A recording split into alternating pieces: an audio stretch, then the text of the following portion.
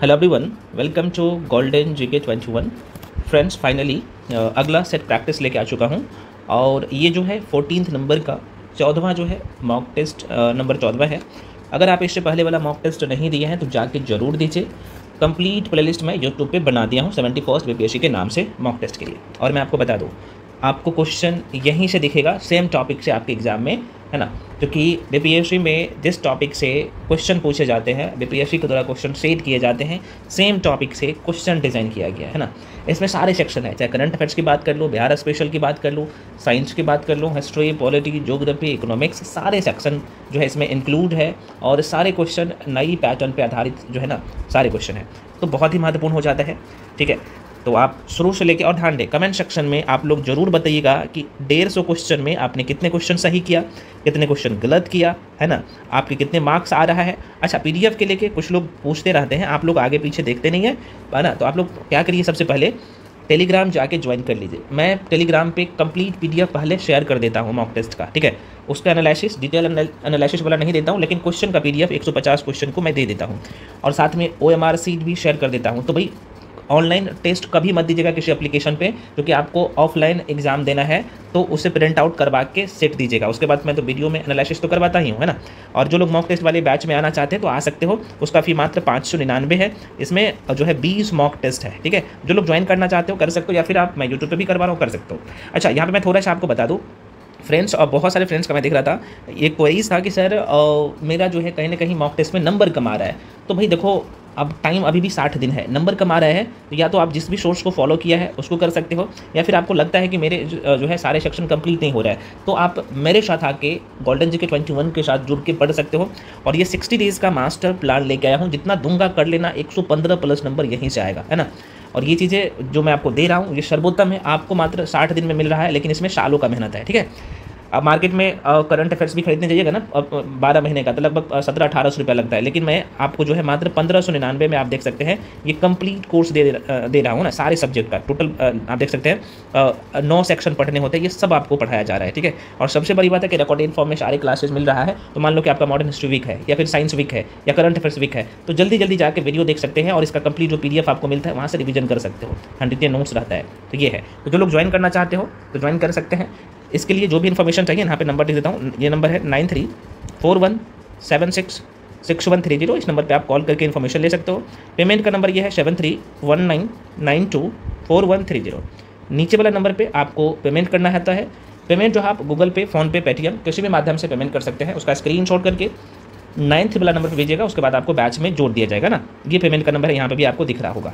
Class शुरू है तो आराम से ज्वाइन कर सकते हो। मॉक टेस्ट का मैं आपको बता ही दिया हूँ, मॉक टेस्ट का टोटल 20 मॉक टेस्ट है, फुल रन टेस्ट, और आपको मात्र 599 में मिल रहा है। चलिए शुरू करते हैं कहानी को। पहला क्वेश्चन आपके सामने मैं पुनः कह रहा हूँ, अगर आप इसे पहले वाला टेस्ट नहीं दिए हैं तो जाके जरूर दे दीजिए। पहला क्वेश्चन है कि एक खिलाड़ी अचानक छलांग लगाने की अपेक्षा कुछ दूर से दौड़ता हुआ आकर ज़्यादा लंबी छलांग लगा पाता है, इसका कारण क्या है। तो भाई, हम लोग जो है बहुत कायदे से गति मोशन वाला चैप्टर पढ़े, और मैंने आपको जड़त्व के नियम के बारे में बहुत कायदे से पढ़ाया था, ठीक है। तो इसका आंसर क्या हो जाएगा, आप कहिएगा सर इसका जो आंसर हो जाएगा B is the right answer, गतिमान अवस्था का जड़त्व हो जाएगा ना। जड़ता बोलिए, जड़त्व बोलिए। देखिए, मैं आपको बता दूं, एक खिलाड़ी अचानक छलांग लगाने की अपेक्षा कुछ दूर से दौड़ता हुआ आकर ज़्यादा लंबी छलांग लगाता है, ऐसा गति के जड़त्व के, किसका, तो आप कहिएगा सर ऐसा जो होता है तो ये गति के जड़त्व के कारण ऐसा होता है। बहुत कायदे से डायग्रामिकली मैं पढ़ाया हूँ, बेसिक सा क्वेश्चन था। चलो अगला क्वेश्चन है, और ये सब का सब क्वेश्चन एनसीईआरटी बेस्ड है।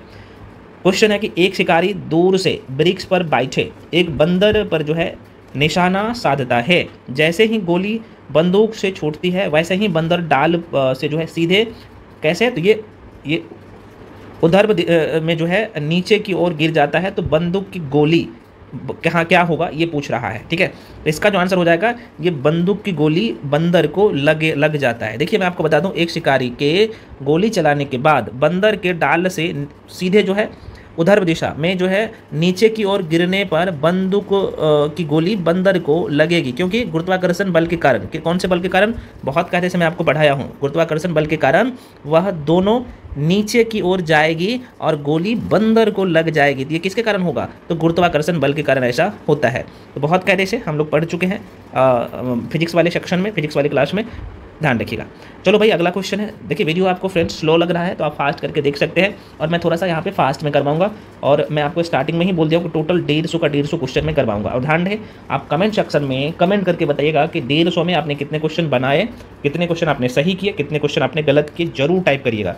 और वीडियो को 2-3 ग्रुप में कम से कम जरूर शेयर करिएगा, और ये कम से कम जितने लोग देखते हो वीडियो को लाइक कर दिया करो, है ना, क्योंकि हम आपके लिए मेहनत इतना करते हैं तो आपका ये दायित्व जरूर बनता है। चलिए अगला क्वेश्चन है, 1 सेकेंड दोलक के, दोबारा सुनिए, कह रहा है कि 1 सेकेंड दोलक को रॉकेट में जो है माउंट किया जाता है तो इसका दोलन काल घटेगा यदि रॉकेट, एक बार इस क्वेश्चन को मैं पुनः रिपीट कर दे रहा हूँ, अच्छा क्वेश्चन है और ये एनसीईआरटी का क्वेश्चन है। 1 सेकेंड यहाँ पे 1 सेकेंड दोलक को जो है रॉकेट में माउंट किया जाता है, इसका दोलन काल घटेगा यदि रॉकेट, तो आंसर इसका क्या होगा, ऊपर की ओर समान वेग वृद्धि से बढ़ता है। ठीक है, इसके पीछे का मैं थोड़ा सा लॉजिक बताता हूँ, बहुत अच्छा क्वेश्चन है। देखो भाई 1 सेकेंड दोलक को रॉकेट में माउंट किए जाने पर उसके दोलन काल में तभी घटाव देखने को मिलता है जब रॉकेट एक समान त्वरण से ऊपर की ओर वृद्धि करता है, क्योंकि एक समान त्वरण से ऊपर जाने पर जी का मान में वृद्धि होगी, जी का मान में वृद्धि होगी, क्योंकि एक जो है मैं बहुत कायदे से पढ़ाया हूँ, क्योंकि एक जो छिन्न बल होता है ना ये जी के मान में जुड़ जाता है, और दोलन काल बराबर L/G होता है, जहाँ L जो है दोलन की लंबाई होता है। बहुत कायदे से हम लोग पढ़ चुके हैं भाई, ध्यान रखना, फिजिक्स का अच्छे लेवल का क्वेश्चन था। अगला क्वेश्चन है भाई, देख सकते हो कि एक जो है पियानो की पिच कम करने के लिए क्या होता है। तो देखो इसमें ऑप्शन में है कि एक क्वेश्चन है कि एक पियानो की पिच कम करने के लिए क्या करना होगा, है ना। देखो ऑप्शन में जो है कह रहा है कि मोटे स्ट्रिंग का उपयोग करना चाहिए, बिल्कुल गलत है।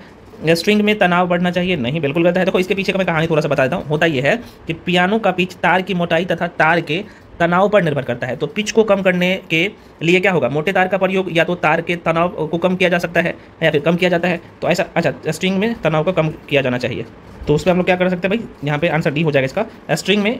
या फिर आप कह सकते हैं कि पिच के कम करने के लिए जो है ना मोटे तार का प्रयोग किया, फिर तार के तनाव को कम किया जाना चाहिए, तो आंसर क्या होगा, इसका डी हो जाएगा। ठीक है, चलो बढ़ जाते हैं अगले क्वेश्चन पे। बेसिक सा क्वेश्चन, अच्छे क्वेश्चन है। जब ध्वनि तरंगे के रूप में चलती है, अभी मैं शायद 2-3 दिन पहले ये टॉपिक पढ़ाया हूँ, बहुत कायदे से बनाऊँ, क्या होगा जब ध्वनि तरंग के रूप में चलती है तो क्या होगा, 5 नंबर का बिल्कुल क्वेश्चन में था कि जब ध्वनि तरंग के रूप में चलती तब क्या होता है। तो भाई इनके जो माध्यम के कण अपनी औसत स्थिति को जो है छोड़े बिना क्या करता है, तो ये ऊर्जा का रूपांतरण करते हैं, ध्यान रखना है ना। तो छोड़े बिना यहाँ पे लिख सकते हो, छोड़े बिना क्या करेगा, ऊर्जा का रूपांतरण करता है। बहुत अच्छा क्वेश्चन है। तो आप सीधे तौर पे कह सकते हैं कि जब तरंग किसी माध्यम में गति करते हैं तो माध्यम के कण माध्यम में जो है कुछ दोलन या कंपन उत्पन्न हो जाते हैं, और इन्हीं दोलन या कंपन के कारण ऊर्जा का रूपांतरण होता है। लेकिन वास्तविकता में माध्यम के कणों की गति नहीं करते।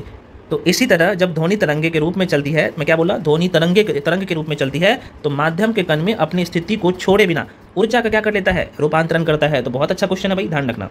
अगला क्वेश्चन है, ये फिजिक्स का क्वेश्चन है, आपको स्टार्टिंग में मैं बोल दिया हूँ। अगले क्वेश्चन है कि एक रेलवे में 2 क्रमागत पटरियों को उनके बीच अंतराल के साथ अंत से अंत तक जोड़ा जाता है, क्योंकि क्या होता है। तो आप कहेंगे सर इसमें गर्मी में जो है रेलों के विस्तार के कारण होने वाली दुर्घटना से बचा जा सकता है। अब मैं थोड़ा सा इसके पीछे का, इसका आंसर बी हो जाएगा, B is the right answer.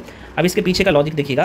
तो रेलवे ट्रैक में 2 क्रमागत पटरियों को उनके बीच अंतराल के साथ जो है अंत से अंत तक जोड़ा जाता है, क्योंकि गर्मी में जो है रेलों के विस्तार के कारण होने वाले दुर्घटना से बचा जा सकता है। तो इसलिए इस चीज़ को ध्यान में रखिएगा, है ना। चलो अगला क्वेश्चन है भाई आपके सामने।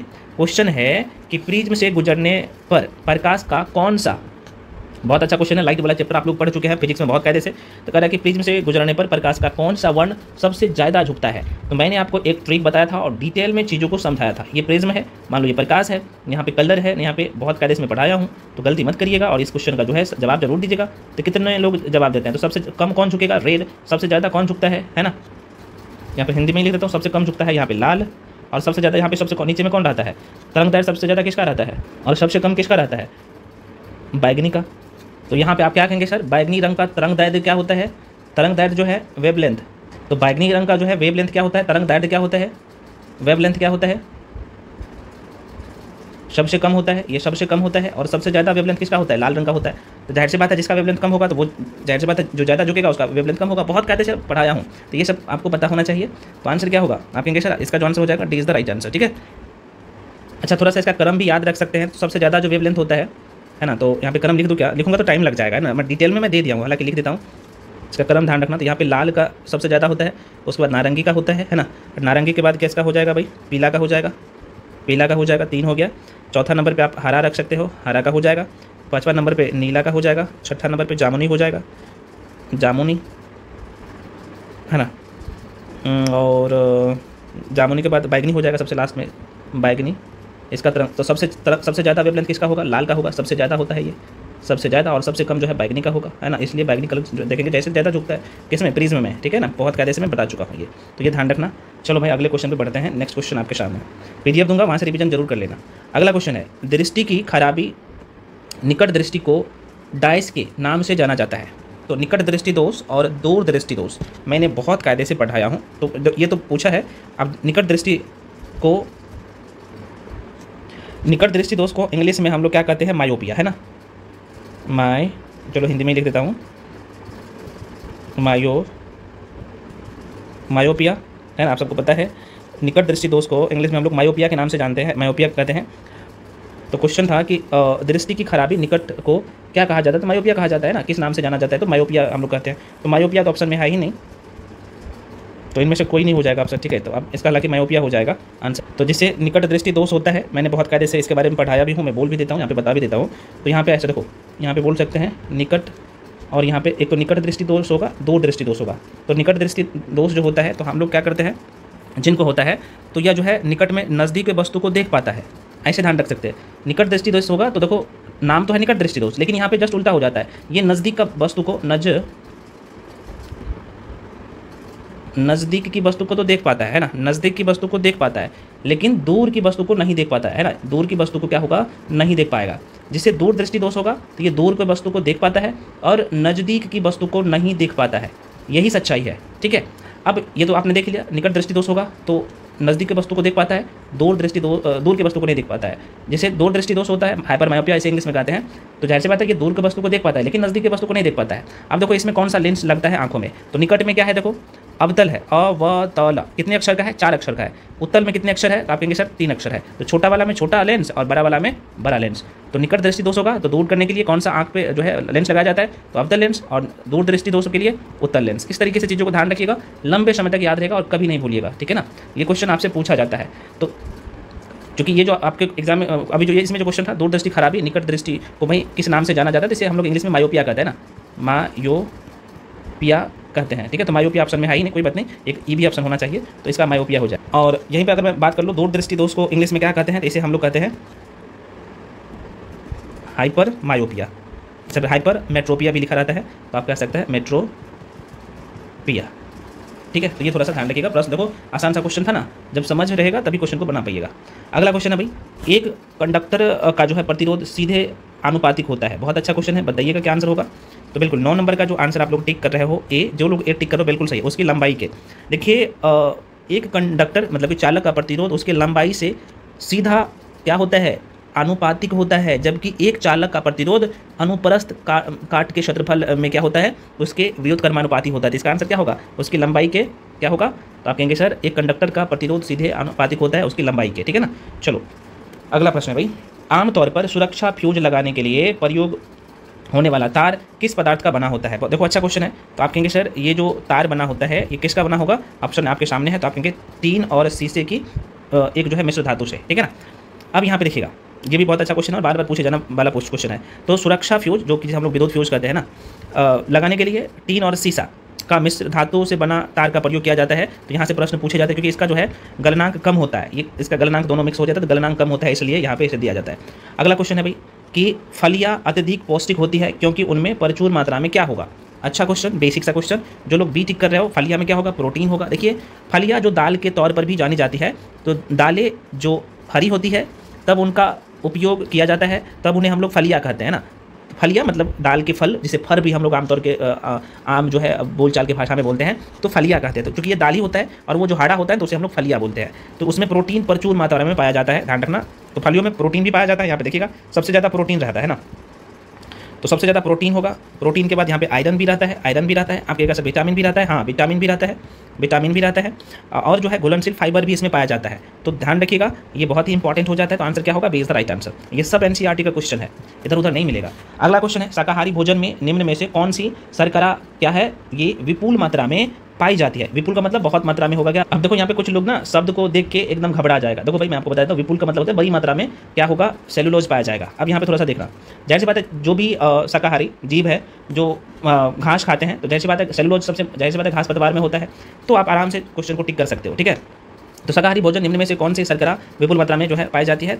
अच्छा, क्वेश्चन था शाकाहारी भोजन में निम्न में से कौन सी शर्करा विपुल मात्रा में पाई जाती है? तो आंसर क्या होगा? सेलुलोज हो जाएगा, है ना। ये बेसिक सा क्वेश्चन है, तो ध्यान रखिएगा। और खास तौर पर अगर मैं बात कर लूँ तो कपास के रेशे में यहाँ पे प्रश्न पूछे जाते हैं। यहाँ पे लिख देता हूँ, कपास के रेशे में जो है या फिर रेशो में कितना, तो 90% हिस्सा सेलुलोज का होता है। कई बार यहाँ से प्रश्न पूछे जाते हैं, तो याद ध्यान रखना। अगला क्वेश्चन है भाई, आधुनिक मनुष्य का हाल का पूर्वज है, बताइए। बिल्कुल भी इसका ये क्वेश्चन पूछा गया था, आप सबको पता होना चाहिए। तो क्रोमैग्रन मनुष्य हो जाएगा इसका राइट आंसर। देखिए आधुनिक मनुष्य का पूर्वज जो है क्रोमैग्रन मनुष्य को जो है माना जाता है, क्योंकि क्रोमैग्रन मानव के जो अवशेष है फ्रांस में मिले हैं। कहाँ पे मिले हैं? तो फ्रांस में मिले हैं, यहाँ पे लिख देता हूँ, फ्रांस में मिले हैं। और यह जो है होमोसेपियंस जाति का था, ठीक है। और यह शिकार करने व मछली पकड़ने में निपुण था, होमोसेपियंस। तो ये थोड़ा सा ध्यान रखना, क्योंकि होमोसेपियंस का ही कुल का ये था। अगला क्वेश्चन है भाई, विकास का मुख्य कारक है। अब ये भी प्रश्न इतना इंपॉर्टेंट है कि मत पूछिए। तो आंसर क्या होगा? प्रकृति वरण। अब ये क्या है सर? देखिए विकास का प्रमुख कारक या फिर कारण प्राकृतिक वरण है। सभी जीवों में प्रचुर जो है या फिर संतान उत्पत्ति की मैं बात कर लूँ की क्षमता होती है ना। सभी जीवों में प्रचुर मात्रा में क्या होगा? तो संतान उत्पत्ति की क्षमता होती है। तो अधिक आबादी के कारण प्रत्येक जीव को अपनी आवश्यकता की पूर्ति हेतु दूसरे जीवों के जीवन उनके जीवन पर्यटन का संघर्ष करना पड़ता है, आप सबको पता होना चाहिए। तो ये बेसिक सा क्वेश्चन है और यहाँ से डायरेक्टली प्रश्न पूछे जाते हैं ना। तो इनमें जो भिन्नता पाई जाती है तो पीढ़ी दर पीढ़ी इकट्ठी होती रहती है और काफ़ी समय बाद जो है उन्नत जीवधारियों के लक्षण मूल जीवधारियों से जो है इतने भिन्न हो जाते हैं कि एक नई प्रजाति भी बन जाता है। तो इसे हम लोग क्या कहते हैं? प्रकृति वरण। तो यहाँ से प्रश्न पूछे जाते हैं, थोड़ा सा ध्यान रखिएगा। तो विकास का प्रमुख कारक प्राकृतिक वरण है ना। बेसिक सा क्वेश्चन है। अगला क्वेश्चन है भाई, देख लो, जीव विकास एवोल्यूशन को सर्वप्रथम किसने समझाया था? 15 नंबर का कितने लोग? देखो यहाँ पे ऑप्शन है, ठीक है। यहाँ पे मैं दिखा देता हूँ और ऑप्शन यहाँ पे है। तो जो लोग लेमार्क टिक कर रहे हो सभी सही टिक कर रहे हो, है ना, ठीक है। ये देखिए जीव विकास का सर्वप्रथम लेमार्क ने समझाने का प्रयास किया। इनका सिद्धांत लेमार्कवाद के नाम से भी जाना जाता है। और लेमार्क की मैं बात कर लूँ तो ये फ्रांसीसी जीव वैज्ञानिक थे, ये फ्रांस के जो है जीव वैज्ञानिक थे, ठीक ना। इनके अनुसार जीवों के आंतरिक बल में जो है जीवों के आकार को बढ़ाने की प्रवृत्ति होती है। जैसे इनके अनुसार जिराफ की गर्दन लंबी इसलिए हुई क्योंकि वह ऊंचे पैरों की पत्तियां खाता था, डार्विन के अनुसार, लेमार्क के अनुसार, है ना, ध्यान रखना। जबकि न्यूटन और डार्विन की मैं बात कर लूँ, न्यूटन तो बाद में बात करेंगे। तो डार्विन ने भी विकासवाद का जो है परिभाषा दिया था। जबकि न्यूटन और आइंस्टीन मूलतः भौतिक जो है वैज्ञानिक थे। इसमें न्यूटन और आइंस्टीन का नाम आपने देखा होगा ऑप्शन में था, तो ये तो आप सबको पता ही होगा। अगला क्वेश्चन है ये कि फफूंदियों में पोषण की विधि होती है। 16 नंबर का बता दो। बिल्कुल, जो लोग डी टिक कर रहे हो नाम से ही पता चल होगा, मृतोपजीवी पोषण। देखिए भाई यहाँ पे होता ही है, कवक का नाम आपने सुना होगा, तो फफूंद बोलिए या कवक बोलिए। तो कवक में जो है पोषण मृतोपजीवी पोषण होता है। पर्णहरित में अनुपस्थिति के कारण, दोबारा सुनिए, पर्णहरित में अनुपस्थिति के कारण फफूंद मतलब कि CO2 और जल द्वारा क्या होगा? तो आप कहेंगे सर कार्बोहाइड्रेट निर्मित करने में असमर्थ होगा ये, है ना। तो जाहिर सी बात है असमर्थ होगा, तो जिसके परिणाम स्वरूप अपना भोजन सड़े गले मृत कार्बनिक पदार्थों से क्या करेगा? प्राप्त करेगा। तो कवक जो होता है मतलब कि फफूंद, जिसे हम लोग फफूंद कहते हैं, कवक अपमार्जक रूप में कार्य करते हैं। कवकों के अध्ययन को हम लोग माइकोलॉजी कहते हैं। तो डायरेक्टली यहाँ से प्रश्न पूछे जाते हैं, ठीक है। देखिए अब बेसिक बात है, आपने कवक के बारे में देख लिया। अगला क्वेश्चन है भाई, कह रहा है कि अदरक एक तना है, जड़ नहीं है, क्योंकि? 17 का आंसर क्या होगा? जो लोग डी टिक कर रहे हो तो आप सबको पता है कि इनमें नोड और इंटरनोड शामिल होते हैं। बिल्कुल सही है, D is the right answer. देखिए अदरक एक तना है, जड़ नहीं, क्योंकि इनमें नोड और इंटरनोड दोनों शामिल होते हैं। अदरक का वैज्ञानिक नाम क्या है भाई? यहाँ पे लिख देता हूँ, प्रश्न पूछे जा सकते हैं और इंपॉर्टेंट है इसलिए। कितने लोग बता सकते हो, है ना? अदरक का वैज्ञानिक नाम तो जिंगीबेर है।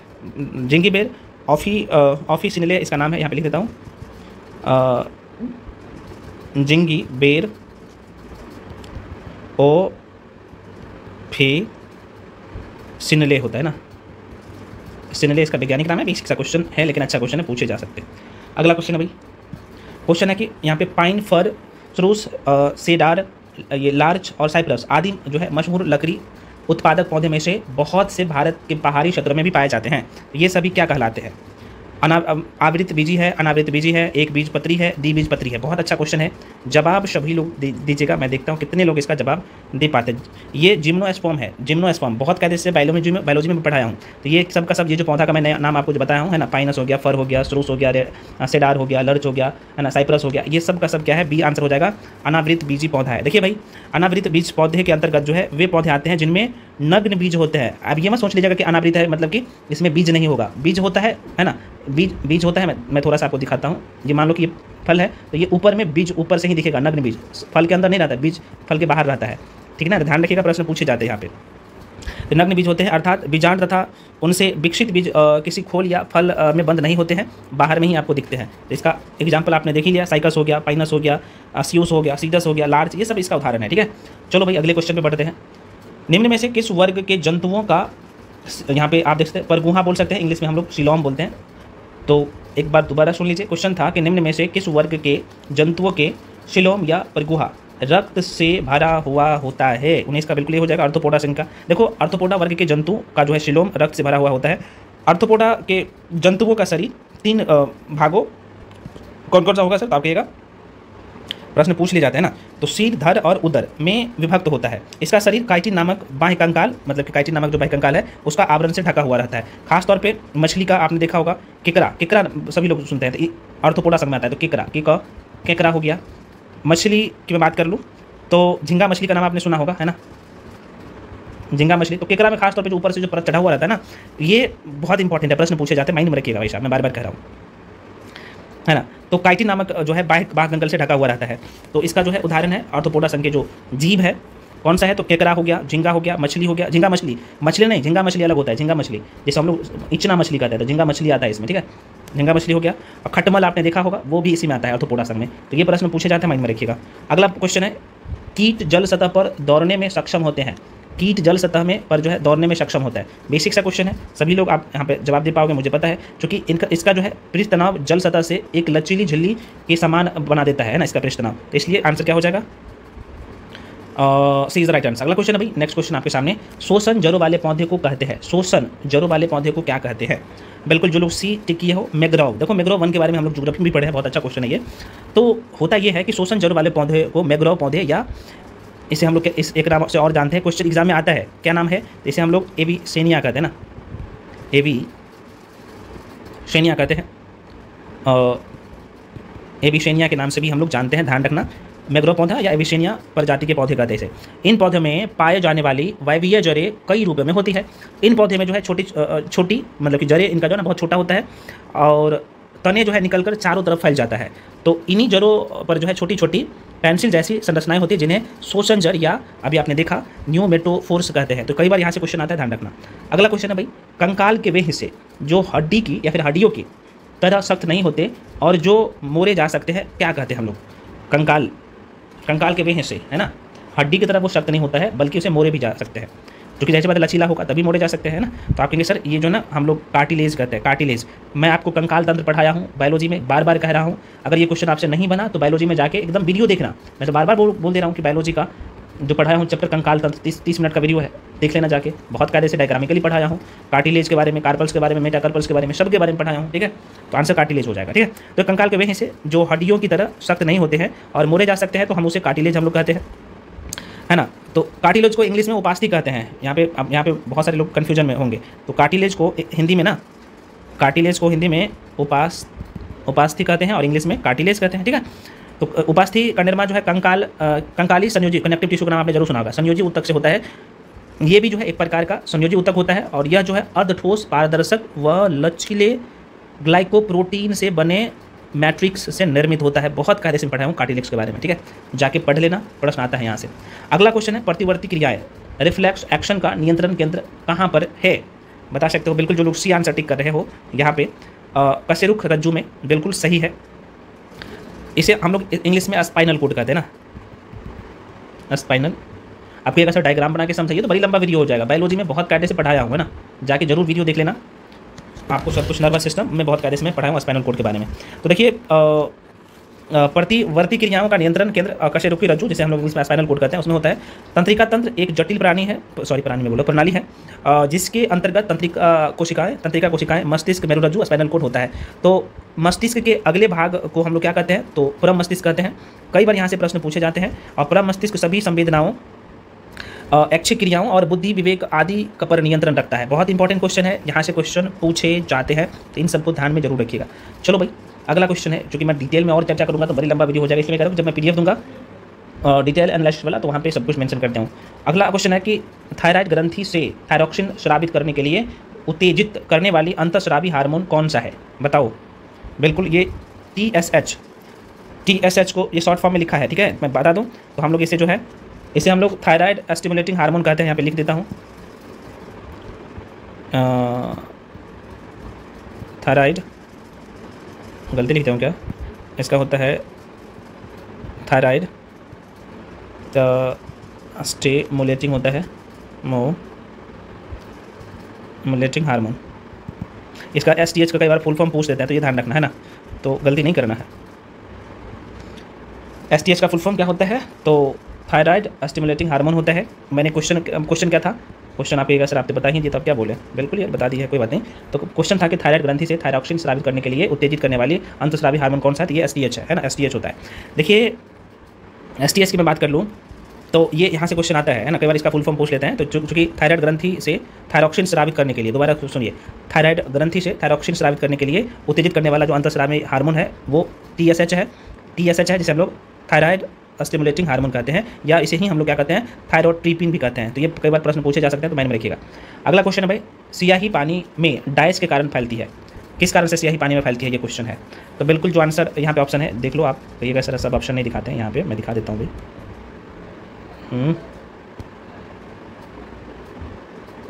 ये किसके कारण फैलता है, तो बिल्कुल जो लोग आंसर जो टिक कर रहे हैं 25 का, डी, विषरण के कारण से। देखो भाई, विषरण होगा इसका राइट आंसर। होता यह है कि स्याही पानी में विषरण के कारण ही फैलता है। 2 या 2 से अधिक पदार्थों का स्वतः एक दूसरे से मिलकर समांग मिश्रण बनाने की क्रिया को हम लोग क्या कहते हैं, विषरण कहते हैं। तो विषरण का डिफिनेशन पता चल गया।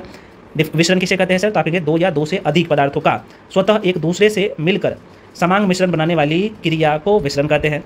विषरण की मैं बात करूँ तो यह जो है अर्ध परागमय झिल्ली द्वारा अलग किए गए जल के अणुओं का कम सांद्रता वाले विलयन से अधिक सांद्रता वाले विलयन की ओर जाना परासरण कहलाता है। तो विसरण क्या होता है, परासरण क्या होता है, दोनों चीज़ें बोल भी दिया हूँ, डिटेल में मैं PDF में दे दिया हूँ, आप जाके देख लेना। विसरण से मैं बार बार कह रहा हूँ प्रश्न आता है, विसरण से भी और परासरण से क्वेश्चन आता है, ठीक है। तो दोनों का डिफिनेशन मैं दे दिया हूँ।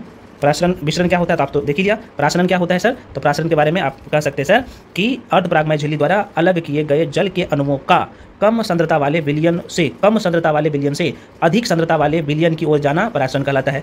विसरण किसे कहते हैं सर, तो विसरण 2 या 2 से अधिक पदार्थों का स्वतः एक दूसरे से मिलकर समांग मिश्रण बनाने की क्रिया को विसरण कहते हैं। तो विसरण और परासरण के लेके मन में डाउट नहीं होना चाहिए। आज के बाद क्वेश्चन आता है, उदासीन विलयन का pH मान होता है 26 का, बिल्कुल 7 होता है, सबको पता है। तो उदासीन विलयन का pH मान 7 होता है। इसके अतिरिक्त जब किसी विलयन का pH मान 7 से कम होता है तो वह अम्लीय होता है। किसी विलयन का मान अगर 7 से, लिख देता हूँ क्या, 7 से कम होगा तो अम्लीय होता है, और 7 से ज़्यादा होगा, 7 से ज़्यादा तो वो क्षारीय होता है, बहुत क्षारीय होता है। ये हम लोग बहुत पहले से पढ़ चुके हैं, तो भाई आप ध्यान में रखना। अगला क्वेश्चन है भाई, मेंडलीव के समय कुल ज्ञात तत्वों की संख्या थी। बिल्कुल जो लोग 27 का 8 टिक किया 63 होगा। देखो भाई, मेंडलीव के समय कुल ज्ञात जो है तत्वों की संख्या 27, अभी प्रेजेंट टाइम में कितना 118 तत्व है ना। तो ये प्रश्न पूछे जाते हैं। आधुनिक आवर्त सारणी में तत्वों की संख्या प्रेजेंट टाइम में कितने सम्मिलित किए गए, 118। मेंडलीव के समय कितने किया गया था, तो 63।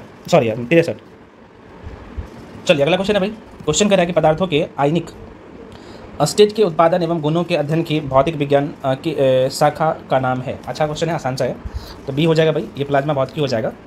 चलो भाई आगे बढ़ जाते हैं। बैक्टीरिया को बढ़ते हुए रोकने के लिए निम्नलिखित में से कौन सी गैस का उपयोग होता है। थोड़ा सा फास्ट में लेके चलता हूँ, तो भाई SO2 का, ठीक है, SO2 का। देखिए भाई साहब, बैक्टीरिया को बढ़ने से रोकने के लिए SO2 गैस का जो है यहाँ पे प्रयोग किया जाता है। इसमें एंटीबैक्टीरियल गुण भी पाया जाता है SO2 में, है ना। SO2 की मैं बात करूँ तो इसलिए इसका प्रयोग जो है खाद्य पदार्थों के जो है परिरक्षण में इसका प्रयोग किया जाता है, परंतु इसकी थोड़ी सी अधिक मात्रा स्वास्थ्य पर बुरा असर भी डालता है ना। इसका प्रयोग सामान्यतः कम ही किया जाता है SO2 का। SO2 का जो है ये किसका, इसका नाम क्या है, रासायनिक नाम क्या है, क्योंकि ये सल्फर ऑक्साइड होता है, तो आप सबको पता होना चाहिए सल्फर ऑक्साइड के बारे में, ठीक है। चलिए भाई, हाँ SO2 सल्फर ऑक्साइड है ना, ये रंगहीन या तरल गैस है जिसकी गंध बहुत तेज और दुर्गंध युक्त होती है ना। यह जीवाश्म ईंधन, कोयला और तेल के जलने से भी कई सल्फर युक्त खनिज जो होता है ना, इससे उत्पन्न होता है। बेसिक बातें आपको पता होना चाहिए। अगला क्वेश्चन है भाई, क्वेश्चन है कि क्या है भाई, ये कुछ नहीं है, टाइपिंग मास्टर का ये कलाकारी है। निम्न में से कौन सी धातु सबसे हल्की होती है? अब देखो बहुत अच्छा क्वेश्चन, बताओ कितने लोग बता सकते हो हल्की धातु कौन सा होगा? देखो पारा है, लिथियम है, ऑप्शन और दिखा देता हूँ आपको। यहाँ पे देखो पारा, मरकरी, लिथियम हो गया, सीसा हो गया, चांदी हो गया। अब आराम से आप इसे ये ऑप्शन है सबका सब देख सकते हैं। क्या हो जाएगा इसका आंसर? तो इसका बिल्कुल जो लोग यहाँ पे लिथियम बोल रहे हैं, लिथियम सबसे हल्की धातु है ना, ये लिथियम बिल्कुल भी हो जाएगा, है ना। प्रकृति में पाए जाने वाली सबसे हल्की धातु लिथियम है ना, जिसका सिंबल है Li, ये कैपिटल L और स्मॉल i आता है ना, इस तरीके से प्रश्न आता है भाई साहब, ध्यान रखना है ना। और सबसे भारी धातु ओसीमियम होता है, ओसमियम, जिसे O3 से सूचित किया जाता है। पारा एकमात्र धातु है जो द्रव अवस्था में होता है। सीसा सर्वाधिक अस्थायी तत्व है, जबकि चांदी विद्युत का सर्वाधिक सुचालक होता है। तो ये सब मैं आपको पढ़ा चुका हूँ, बार बार कर रहा हूँ, रिपीट नहीं करूँगा। अगला क्वेश्चन है, भारतीय पुरातत्व सर्वेक्षण निम्नलिखित विभागों मंत्रालयों में से किसका जो है संलग्न कार्यालय है? भाई ये किस बोल रहा है, ये पुरातत्व सर्वेक्षण किसका कार्यालय है? बेसिक सा क्वेश्चन है, ये हो जाएगा संस्कृति भारतीय पुरातत्व सर्वेक्षण, जिसे हम आर्कोलॉजिकल सर्वे ऑफ इंडिया, ये संस्कृति मंत्रालय के अधीन एक विभाग है। किसका? तो संस्कृति मंत्रालय का अधीन एक विभाग है। अगला क्वेश्चन है, सिंधु घाटी संस्कृति वैदिक सभ्यता से भिन्न थी, क्यों भिन्न था भैया? बिल्कुल जो लोग डी टिक कर रहे हो सभी हो जाएगा। इसके पास विकसित शहरी जीवन सुविधा थी, इसके पास चित्रलेखा लिपि थी, बिल्कुल, इसके पास लोहे और सुरक्षा शस्त्रों का ज्ञान का अभाव था, नहीं था, है ना। तो आंसर क्या होगा? डी हो जाएगा। अगला क्वेश्चन है भाई, निम्नलिखित में कौन सा एक हड़प्पा स्थल नहीं है? ऑप्शन के हिसाब से आपको टिक करना है 35 का। बिल्कुल सी जो है, देखो ये जो है चुनौद्रो बिल्कुल है, कोटदीजी बिल्कुल है, देशलपुर बिल्कुल है, जो कि सोहगोरा जो है ये नहीं है, ठीक है। देखिए सिंधु घाटी सभ्यता की प्रमुख विशेषता नगर नियोजन को माना जाता है। साथ ही हड़प्पा मोहनजोदड़ो सिंधु घाटी सभ्यता के दो प्रमुख नगर में से एक दोनों था। हड़प्पा नामक पुरास्थल सर्वप्रथम ज्ञात होने के कारण इसके हड़प्पा सभ्यता के नाम से जाना जाता है। बेसिक बात है, हड़प्पा से ही पहले उत्खनन हुआ था। कालीबंगा के कृषि संबंधी साक्ष्य तथा अनेक जो है सैंधव स्थलों से ईंट के भट्टे, मन का निर्माण के कारखाने, उद्योग संबंधी साक्ष्य प्राप्त हुए हैं। तो ये बेसिक बातें हैं। अगला क्वेश्चन है भाई,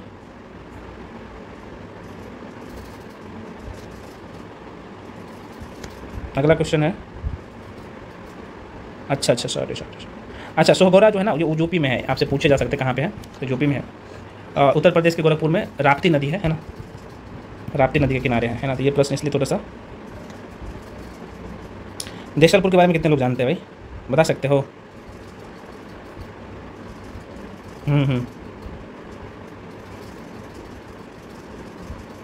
चुनौद्रो, कोटदीजी, देशलपुर तीनों हड़प्पा कालीन जो है नगर थे, है ना। हाँ बिल्कुल। अभी देशलपुर ना पाकिस्तान में पड़ता है, अभी प्रेजेंट टाइम में पाकिस्तान में पड़ता है। चलो आगे बढ़ जाता है। अगला क्वेश्चन है, सिंधु घाटी सभ्यता जानी जाती है अपने उद्योग के लिए, क्या क्या है भाई ऑप्शन में देख लेते हैं। अपने नगर नियोजन के लिए तो सही हो ही जाएगा। मोहनजोदड़ो और हड़प्पा के लिए बिल्कुल सही। अपने कृषि संबंधी कार्य एवं अपने उद्योग के लिए, तो बिल्कुल ये सभी सही हो जाएगा। डी इसका राइट आंसर हो जाएगा, सभी के लिए तो है ही। अगला क्वेश्चन है भाई, निम्नलिखित में से कौन सी वह ब्राह्मण वादिनी थी जिसने कुछ वेद मंत्रों की रचना की? लोपामुद्रा के नाम आपने जरूर सुना होगा, मैंने आपको वैदिक सभ्यता पढ़ाया हूँ तो बहुत कायदे से, ऋग वैदिक काल और उत्तर वैदिक काल पढ़ाया था, तो देख सकते हैं क्वेश्चन यहीं से। तो आंसर क्या हो जाएगा? लोपामुद्रा। चूँकि ब्राह्मणवादी से मतलब होगा कि वेद पढ़ने, कुछ जो वैदिक काल की महिलाएं थी जो वेद पढ़ते थे उसे हम लोग विदुषी या जो है ब्राह्मणवादिनी के नाम से जानते हैं। तो लोपामुद्रा बहुत इंपॉर्टेंट है, यहाँ से कोई प्रश्न पूछे जाते हैं ना।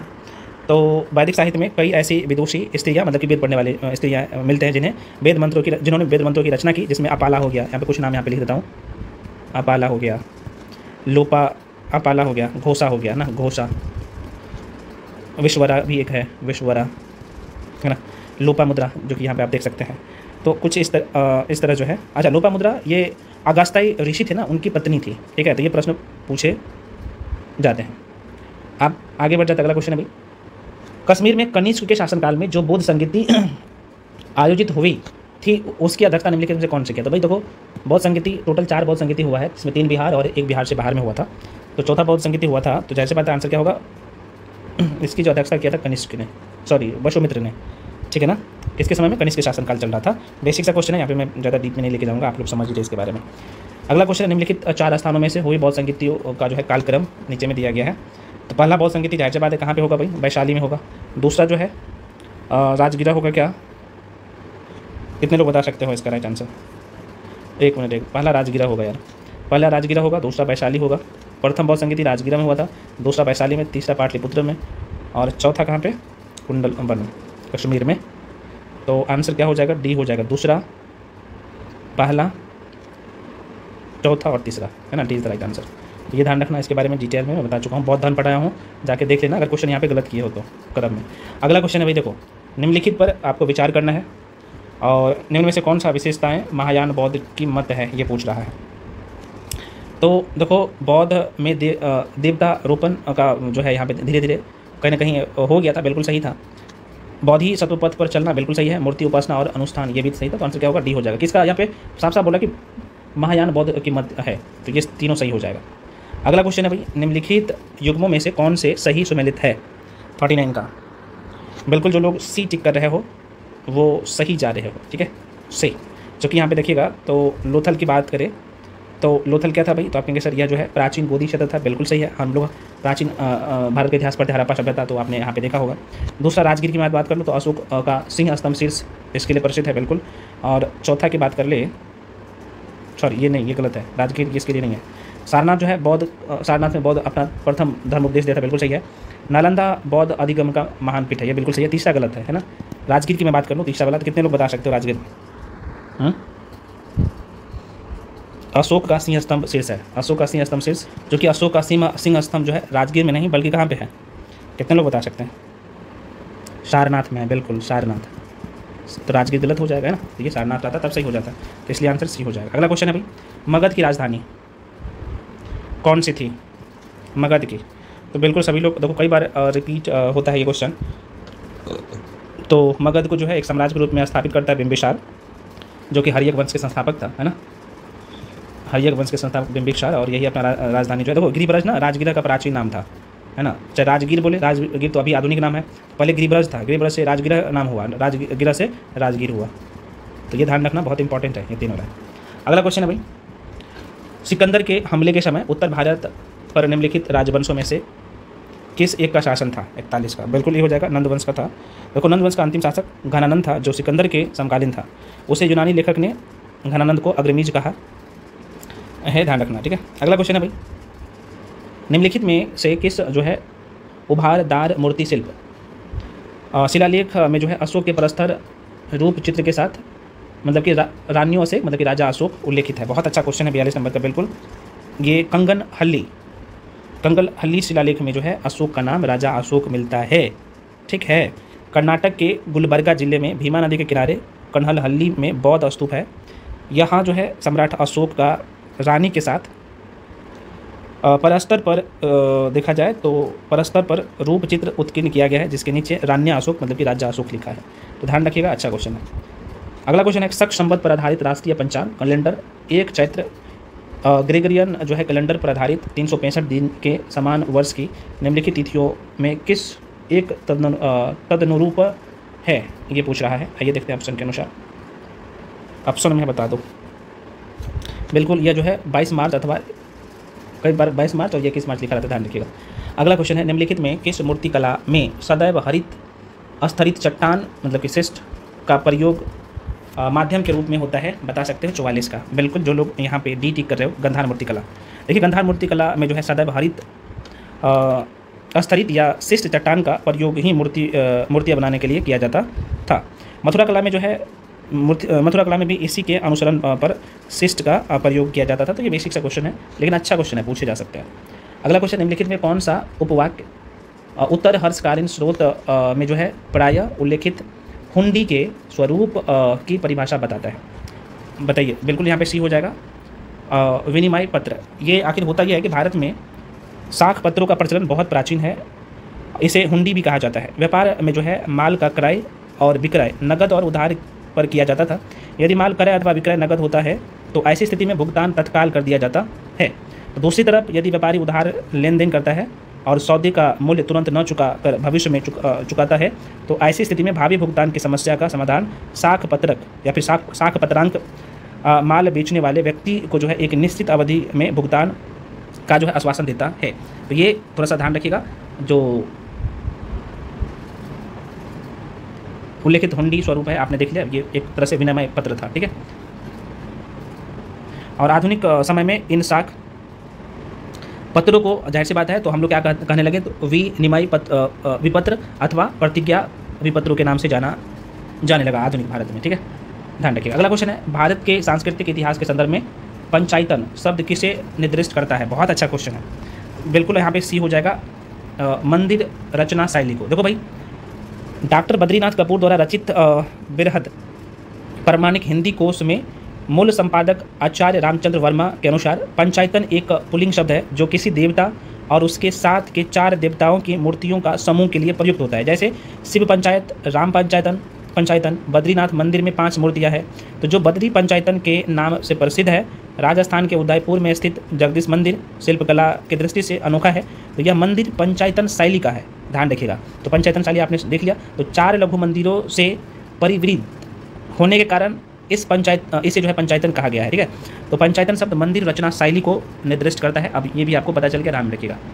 चोलों के अधीन ग्राम प्रशासन के बहुत से ब्यौरे जिन शिलालेखों में है वे कहाँ है? 47 का बिल्कुल डी हो जाएगा, उत्तर मेरूर हो जाएगा राइट आंसर इसका। महारानी विक्टोरिया ने भारतीय प्रशासन को ब्रिटिश ताज के नियंत्रण में लेने की घोषणा कब की थी? बहुत अच्छा क्वेश्चन, 48 का ये हो जाएगा भाई, नवंबर 1958 में। 1 नवंबर 1958 का तिथि था।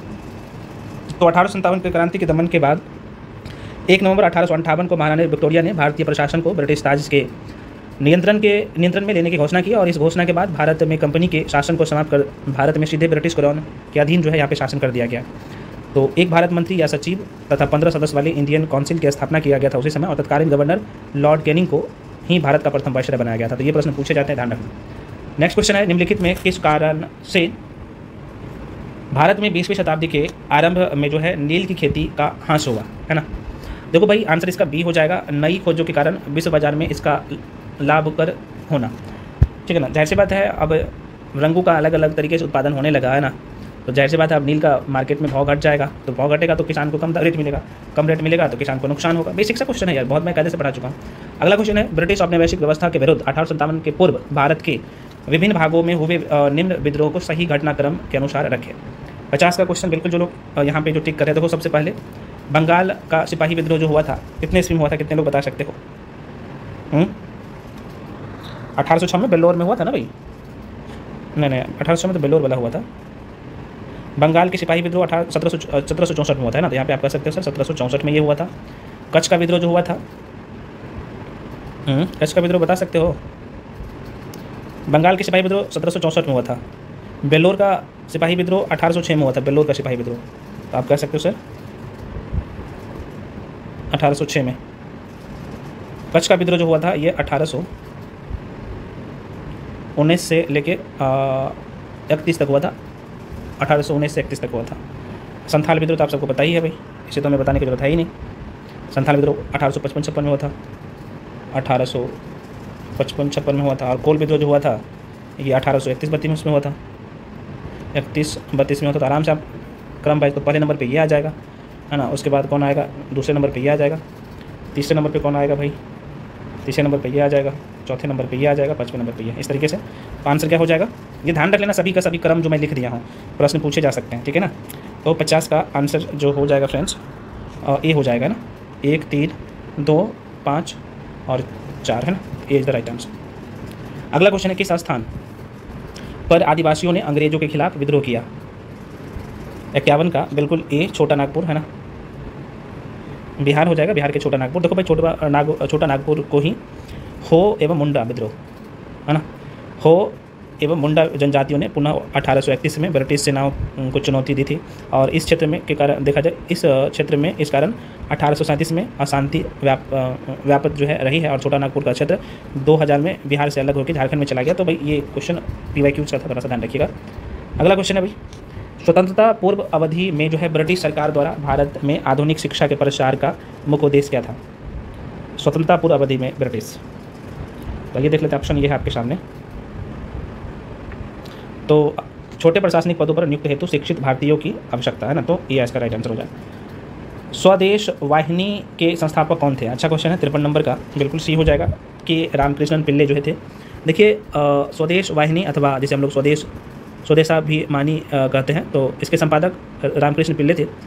के रामकृष्ण पिल्ले का जन्म 1878 ईस्वी में तत्कालीन जो त्रावणकोर है वहाँ पे हुआ था, और यह जो है नायर परिवार में इनका जन्म हुआ था। बेसिक बातें हैं।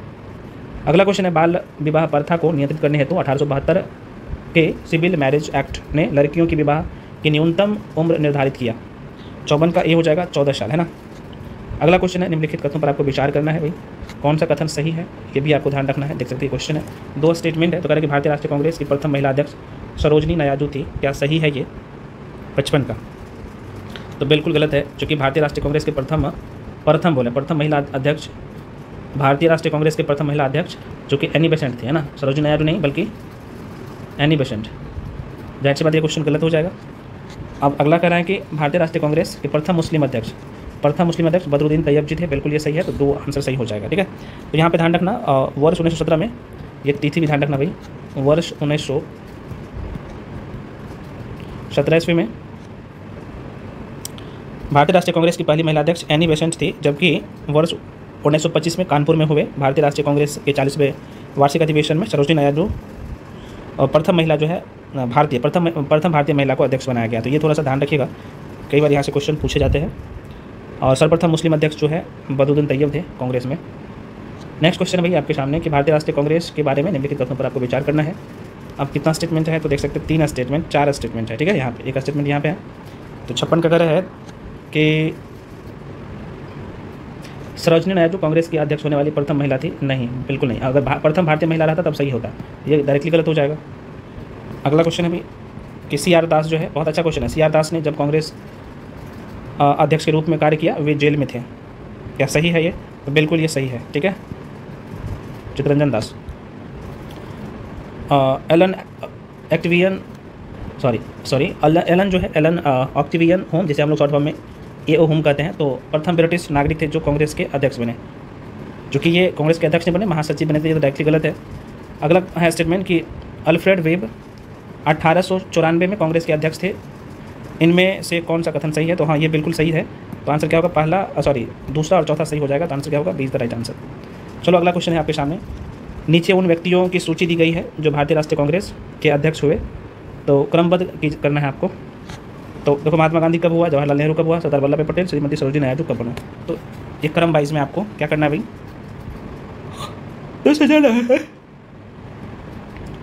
तो गांधी जी की मैं बात कर लूँ तो कांग्रेस के जो अध्यक्ष 1924 में है ना, तो कांग्रेस का अध्यक्ष वर्ष महात्मा गांधी केवल एक बार 1924 में बेलगाम अधिवेशन की अध्यक्षता की थी। सरोजनी नायडू की मैं बात कर लूँ तो 1925 में कानपुर में जो भारतीय राष्ट्रीय कांग्रेस का 40वें वार्षिक अधिवेशन हुआ था उसमें भाग लिया था और अध्यक्ष बनी थी। जवाहरलाल नेहरू 1929 में, आप सबको पता ही होना चाहिए, 1929 ईस्वी में। लाहौर में 1936 में हुआ था। और जबकि सरदार वल्लभ भाई पटेल जो है 1931 में कराची अधिवेशन की अध्यक्षता की थी ना, तो 1931 में। तो ये क्रम आपको थोड़ा सा ध्यान रखना है, तो आराम से आप कह सकते पहला होगा, उसके बाद चौथा होगा। तो देखो, पहला चौथा, उसके बाद 1929 है दूसरा, और ये 1931 है। इसका मतलब क्या हो जाएगा? सी हो जाएगा। निम्नलिखित में से किस भारतीय राष्ट्रीय कांग्रेस के अधिवेशन में जवाहरलाल नेहरू ने समाज को भारत की समस्याओं को हल करने की कुंजी बताया? 58 का बी हो जाएगा, लखनऊ अधिवेशन में। देखो भाई, 1936 ईस्वी में यह अधिवेशन होता है। 1936 के कांग्रेस के लखनऊ अधिवेशन में जवाहरलाल नेहरू ने समाजवाद को भारत का समस्याओं को हल करने की कुंजी बताया। इन्होंने कहा था कि समाजवाद के अलावा ऐसी कोई दूसरा रास्ता नहीं है या फिर नहीं दिखता जो भारत के लोगों को गरीब और बेगारी और गुलामी से मुक्त दिला सके। ठीक है ना, तो ये थोड़ा सा ध्यान रखिएगा। अगला क्वेश्चन है, भारतीय राष्ट्रीय कांग्रेस का अंतिम अधिवेशन जिसमें बाल गंगाधर तिलक ने भाग लिया था, तो डी हो जाएगा, अमृतसर अधिवेशन 1929।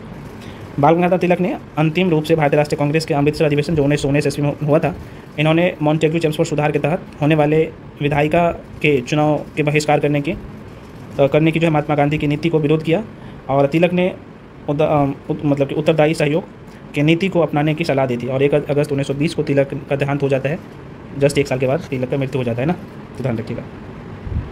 अगला क्वेश्चन है भाई, बाल गंगाधर तिलक को लोकमान्य विशेषण कब दिया गया? बहुत अच्छा क्वेश्चन है भाई, ऑप्शन आपके सामने है, कौन से आंदोलन के तहत, है ना। बिल्कुल, जो लोग बी टिक कर रहे हो, क्रांतिकारी आंदोलन। देखो, होता यह है कि 1897 में चापेकर बंधु ने पूना की प्लेग कमेटी के अध्यक्ष, जिसका नाम था रेंट, और लेफ्टिनेंट है ना आर्यस्टर की हत्या कर दी थी।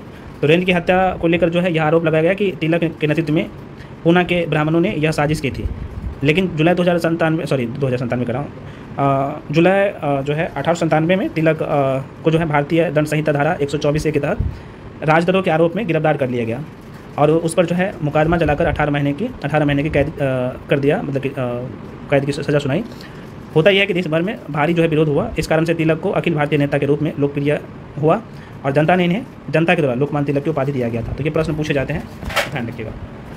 अगला क्वेश्चन है आपके सामने, निम्नलिखित में से किसने बड़ी बुद्धिमानी के साथ अलीपुर षड्यंत्र मामले में अरविंद घोष को बचाव किया? आंसर हो जाएगा चित्तरंजन दास के द्वारा ऐसा किया गया था। होता यह है कि अलीपुर षड्यंत्र मामले 1808 की बात है। तो अरविंद घोष और उनके भाई बरिंद्र घोष सहित 39 लोगों पर जो है अवैध हथियार रखने के आरोप में गिरफ्तार किए गए थे। इस मामले में 17 लोगों को सजा हुई थी, परंतु अरविंद घोष रिहा कर दिया गया था अरविंद घोष को। इस मामले में अरविंद घोष का जो है बचाव एडी चोटी का जोर लगाकर चित्तरंजन दास ने किया था। किसने? चित्तरंजन दास ने। तो इसलिए महत्वपूर्ण हो जाता है, ध्यान रखना। अगला क्वेश्चन है, निम्न में से कौन जो है 1924 के कानपुर षड्यंत्र मामले में शामिल नहीं थे? तो डी हो जाएगा AM अंसारी। किसने कहा कि दरो दीवार पे जो है हसरत की नज़र करते हैं, खुश रहो अहले वतन हम तो सफ़र करते हैं। ये जो है ना वक्तव्य किसने दिया था? 63 नंबर का। बिल्कुल जो लोग आंसर डी टिक कर रहे हो सही है, वाजिद अली शाह ने दिया था। देखिए भाई, होता ये है, ये जो पंक्ति था है ना, नवाब वाजिद अली शाही की है। भारतीय क्रांतिकारियों द्वारा इस नज्म का प्रयोग जेल में बंदी रहने के दौरान तथा फांसी दिए जाने पर किया गया था। तो इसलिए महत्वपूर्ण हो जाता है, ध्यान रखना। अगला क्वेश्चन है, आज़ाद हिंद फौज दिवस किस तिथि को मनाया गया था 64 का। तो बिल्कुल ये हो जाएगा 12 नवंबर 1945 को। आज़ाद दास्ता बिहार में जो है किस आंदोलन के दौरान सक्रिय रहा? ये ऑप्शन में चंपारण सत्याग्रह, सहयोग आंदोलन, सविनय अवज्ञा, है ना। बिल्कुल डी हो जाएगा भारत छोड़ो आंदोलन के बाद। देखिए, भारत छोड़ो आंदोलन के समय जयप्रकाश नारायण के नेतृत्व में जो है नेपाल के राजविलास जंगल में आज़ाद दास्ता नामक संगठन का कार्यालय खोला गया, जिसके माध्यम से युवा क्रांतिकारियों को प्रशिक्षण दिया गया था। आज़ाद दास्ता का मुख्य उद्देश्य युद्ध कार्यों में सरकार को जो है बाधा पहुंचाना था। इसके सदस्य सरकार के विरुद्ध तोड़ फोड़ का कार्य करते थे। आज़ाद दास्ता 1946 में गठित अंतरिम सरकार के मंत्रिमंडल में श्रम मंत्री किसे सौंपा गया था? ये हो जाएगा जगजीवन राम को मिला था, ये है ना। 2 सितंबर 1946 का एक ब्रिटिश उपनिवेश से एक जो है स्वतंत्र गणराज्य में देश के संक्रमण की निगरानी के लिए भारत की अंतरिम सरकार का गठन किया गया था। अंतरिम सरकार में जो है जवाहरलाल नेहरू को कार्यकारिणी परिषद के उपाध्यक्ष, विदेशी मामलों एवं कॉमनवेल्थ संबंधी, जबकि बिहार के जगजीवन राम को श्रम विभाग मिला था। ये प्रश्न पूछे जाते हैं। बिहार के किस जिले में सबसे अधिक सोने का भंडार है? तो जाहिर सी बात है जमुई हो जाएगा। बिहार सरकार ने जमुई में जो है देश के सबसे बड़े सोने का भंडार की खोज के लिए अनुमति देने का फैसला लिया था, है ना। अगला क्वेश्चन है भाई, बिहार के किस जिले में सिल्क सिटी, बिहार के किस जिले को सिल्क सिटी के नाम से जाना जाता है? तो भागलपुर को, है ना। सी आंसर हो जाएगा। बिहार के प्राचीन काल से ही रेशम निर्मित कपड़े के लिए बिहार जो है मशहूर रहा है। राज्य में भागलपुर के आसपास के क्षेत्र में सूती रेशम उद्योग के अधिकतर इकाई उपस्थित है, अवस्थिति है इसका। भागलपुर को जो है सिल्क सिटी के रूप में जाना जाता है। यहाँ तसर्ग सिल्क विख्यात है, तसर्ग सिल्क भागलपुर में। बिहार का जो है चौरी विद्रोह किस वर्ष हुआ था? 69 का। बिल्कुल सी हो जाएगा। बिहार का जो है चौरी विद्रोह ये 1778 ईस्वी में, हालांकि इसका जो time period, actual time period है, ये 1795 से 1800 के बीच में हुआ था। लेकिन ऑप्शन में जाहिर सी बात है जब पूछा गया था तो यही था, तो 1898 के आसपास में, 95-98 था, क्योंकि सटा हुआ जो है यहाँ पे ऑप्शन यही था। अगला क्वेश्चन है भाई, किस वर्ष उड़ीसा को बिहार से पृथक किया गया था? तो आप सबको पता ही है, ये बताने की जरूरत नहीं है। 1 अप्रैल 1936 में। देख लो जो ऑप्शन होगा टिक कर दो, 1936 हो जाएगा। अगला क्वेश्चन है भाई, भारत के प्रथम भारतीय गवर्नर कौन थे? बिहार के प्रथम, बहुत अच्छा क्वेश्चन है। देखो, बिहार के प्रथम भारतीय गवर्नर कौन थे? 71 का। हाँ बिल्कुल, जो लोग ए टिक कर रहे हैं सही कर, सत्येंद्र है ना, प्रसन्न सिन्हा, है ना। देखिए यहाँ पे सत्येंद्र प्रसन्न सिन्हा ने भारतीय संविधान में संशोधन के लिए जो है मॉन्टेग्यू चेम्सफोर्ड जो है प्रस्ताव के आधार पर बने भारत सरकार अधिनियम 1919 को हाउस ऑफ लॉर्ड्स में पारित जो है करवाया। वर्ष 1920 में इन्हें जो है बिहार और उड़ीसा का गवर्नर नियुक्त किया गया था, ठीक है ना। तो इसलिए महत्वपूर्ण हो जाता है, गलती मत करिएगा। सत्येंद्र प्रसाद नहीं है, प्रसन्न सिन्हा है ना। और मैं आपको बता दूं, ब्रिटिश शासन के इस पद पर आसीन होने वाले पहले भारतीय भी ये रहा है, सत्येंद्र प्रसन्न सिन्हा। तो ये अच्छी क्वेश्चन है, प्रश्न पूछे जाते हैं, ध्यान रखिएगा। अगला क्वेश्चन है भाई, बिहार के ऋतिक आनंद ने जो है ब्राज़ील में आयोजित कितने, तो 24वें समर डेफ बैडमिंटन ओलंपिक के लिए भारत का कौन सा पदक जीता था? 72 नंबर का, तो बिल्कुल ए हो जाएगा, है ना, स्वर्ण पदक जीता था ये। अगला क्वेश्चन है, बिहार के प्रथम मुख्यमंत्री थे, प्रथम पूछ रहा है 73 का, तो श्री कृष्ण सिन्हा, है ना। देखो श्री कृष्ण सिन्हा के बारे में कुछ चीज़ आपको ध्यान रखना है। तो बिहार राज्य का प्रथम मुख्यमंत्री श्री कृष्ण सिंह थे, कि चुने गए थे, और इसका जो टाइम पीरियड था 1946 से 1961 के बीच में, है ना। लगभग 14 वर्ष 10 माह तक पद पर बने रहे, आप देख सकते हैं, ठीक है। वर्तमान में नीतीश कुमार है, आप सबको पता ही होना चाहिए। अगला क्वेश्चन है, बिहार में या फिर बिहार के निम्नलिखित जिलों में किस जिले में धारवाड़ चट्टान नहीं है? बोल रहा है कि नहीं है, तो इसका जो आंसर हो जाएगा 74 का डी हो जाएगा, कैमूर। चूँकि धारवाड़ की चट्टानी की मैं बात कर लूँ, अगर आप मैप देखे होंगे, और मैं बिहार स्पेशल बहुत कायदे से, है ना, करवाया हूँ आप लोगों को, तो देखो रोहतास और इसमें ये विंध्याचल क्रम की श्रेणी है, और धारवाड़ की जो चट्टानें हैं आपको इस क्षेत्र में पाया जाएगा, जिसमें आ जाएगा गया, आ जाएगा नवादा, आ जाएगा जमुई, ये सब जो है धारवाड़ क्रम के चट्टानें हैं, है ना। तो यहाँ से क्वेश्चन पूछे जाते हैं। तो कैमूर और रोहतास, आपको रोहतास यहाँ पे मिलेगा, कैमूर यहाँ पे मिलेगा, तो ये थोड़ा सा ध्यान रखिएगा, बहुत अच्छा क्वेश्चन है। तो पूछा गया था कि धारवाड़ चट्टानें जो है नहीं पाया जाता है किस जिले में, तो कैमूर और रोहतास ऑप्शन रहा था, तो वो हो जाएगा, ठीक है। चलिए बढ़ते हैं अगले क्वेश्चन पे। चूँकि कैमूर और रोहतास में विंध्य प्रकार की चट्टान पाया जाता है ना, कौन सा? तो आप कहेंगे सर यहाँ पे लिख देता हूँ, चलो यहीं पे लिख भी देता हूँ, ध्यान रखना। रोहतास और कैमूर में कौन से क्रम की चट्टान पाया जाता है भाई? तो आप कह सकते हैं सर विंध्य, एक मिनट, विंध्य क्रम की जो है, या फिर विंध्य प्रकार बोल सकते हो, विंध्य प्रकार के चट्टान पाया जाता है। अगर मैं बात कर लूँ, और ये कहाँ पे लोकेशन है अपने मैप पे ऑलरेडी बहुत कायदे से देख लिया, और बाकी जो आप देख सकते हैं नवादा, जमुई, गया हो गया, उसमें जो है धारवाड़ क्रम की चट्टान पाया जाता है, ठीक है। तो ये क्वेश्चन आपने देख लिया। अगला क्वेश्चन है भाई, क्वेश्चन है कि बिहार के निम्नलिखित प्रशासनिक प्रभागों में से किसके पास सबसे कम जिले हैं, है ना। तो खासतौर पर आपसे पूछा है कि टोटल 9 प्रमंडल है, तो 9 प्रमंडल में सबसे कम जिला कौन से प्रमंडल में है? तो मैंने आपको बताया था भाई भागलपुर प्रमंडल में सिर्फ 2 ही जिला है ना। ऑप्शन के हिसाब से आपको टिक करना है। तो भागलपुर प्रमंडल में जो है 2 जिला आता है ना। कौन कौन सा है सर? तो आप कहेंगे सर एक तो आपको दिखेगा बांका, और दूसरा जो है भागलपुर, तो ये भागलपुर प्रमंडल में ही आता है। तो आंसर क्या होगा? 75 का A is the right answer, ठीक है। बाकी यहाँ पे आपको ऑप्शन में जो दिखेगा, पटना की मैं बात कर लूँ, है ना, तो पटना में जो है देखा जाए तो पटना में कितने जिला है? तो पटना प्रमंडल में 6 जिला है। और यहीं पे अगर मैं बात कर लूँ सारण प्रमंडल में, कितने लोग बता सकते हैं सारण प्रमंडल में कितना है? तो भाई सारण में 3 है, ठीक है। सारण प्रमंडल में भी 3 जिला है, और कोसी प्रमंडल में भी 3 जिला है, ये थोड़ा सा ध्यान रखना। अगला क्वेश्चन है आपके सामने कि भौगोलिक क्षेत्र, ये वर्ग किलोमीटर के आधार पर आपको तय करना है। तो कह रहा है कि भौगोलिक क्षेत्र की दृष्टि से बिहार का निम्नलिखित में से जो है कौन सा जिला सबसे छोटा है ना। तो आप लोकेशन यहीं पे मैपिंग का क्वेश्चन देख सकते हैं, आ गया। तो बिहार का सबसे छोटा जिला क्षेत्रफल की दृष्टि से, जनसंख्या नहीं बोला हूँ मैं, क्षेत्रफल की दृष्टि से बोला हूँ, ठीक है। तो बिहार का मैप बनाएंगे, और यहाँ पे शिवहर जिला है ना, सीतामढ़ी से अलग हो, और ये अरवल जो कि मैं बात कर रही पटना से अलग हुआ है। शेखपुर आपके लिए भी क्वेश्चन रहेगा। तो यहाँ पे बहुत सारे लोगों के मन में डाउट होगा, सर कौन होगा? भाई शिवहर होगा, ये होगा। कारण ये है कि क्षेत्रफल की दृष्टि से बिहार का सबसे छोटा जिला जो है शिवहर है। और शिवहर की क्षेत्रफल की मैं बात करूँ ना, तो ये यहाँ इसका जो क्षेत्रफल है मात्र 483 वर्ग किलोमीटर है ना। कितना? 443 होगा, 83 नहीं होगा, 43 वर्ग किलोमीटर, बस इतना ही है, देख सकते हैं। अरवल की बात कर ले तो ये अरवल का जो है लगभग 637 वर्ग किलोमीटर है इसका क्षेत्रफल। और शेखपुरा की बात कर ले तो चूँकि मन में क्वेश्चन आएगा, तो ये 689 वर्ग किलोमीटर है ना, वर्ग किलोमीटर है इसका शेखपुरा का। और जहानाबाद बड़ा है थोड़ा सा ये तीनों से, इसका 1559 वर्ग किलोमीटर है क्षेत्रफल। तो आराम से इस तरीके के क्वेश्चन को आराम से फाइंड आउट कर सकते हैं, गलती नहीं करना है क्वेश्चन। पंचेत की जागीर बिहार में, बहुत अच्छा क्वेश्चन है। पंचेत की जागीर बिहार में से जो है एक भाग के रूप में निश्चित ही वर्णित है। पंचेत समझ रहे हो भाई? बहुत अच्छा क्वेश्चन है। देखिए, मुगल बादशाह शाहजहाँ के दरबारी इतिहासकार अब्दुल हामिद लाहौरी ने पदशाहनामा में लिखी थी, जिसमें पंचेत की जागीर को बिहार के अधीन एक भाग के रूप में दिखाया गया था। क्या?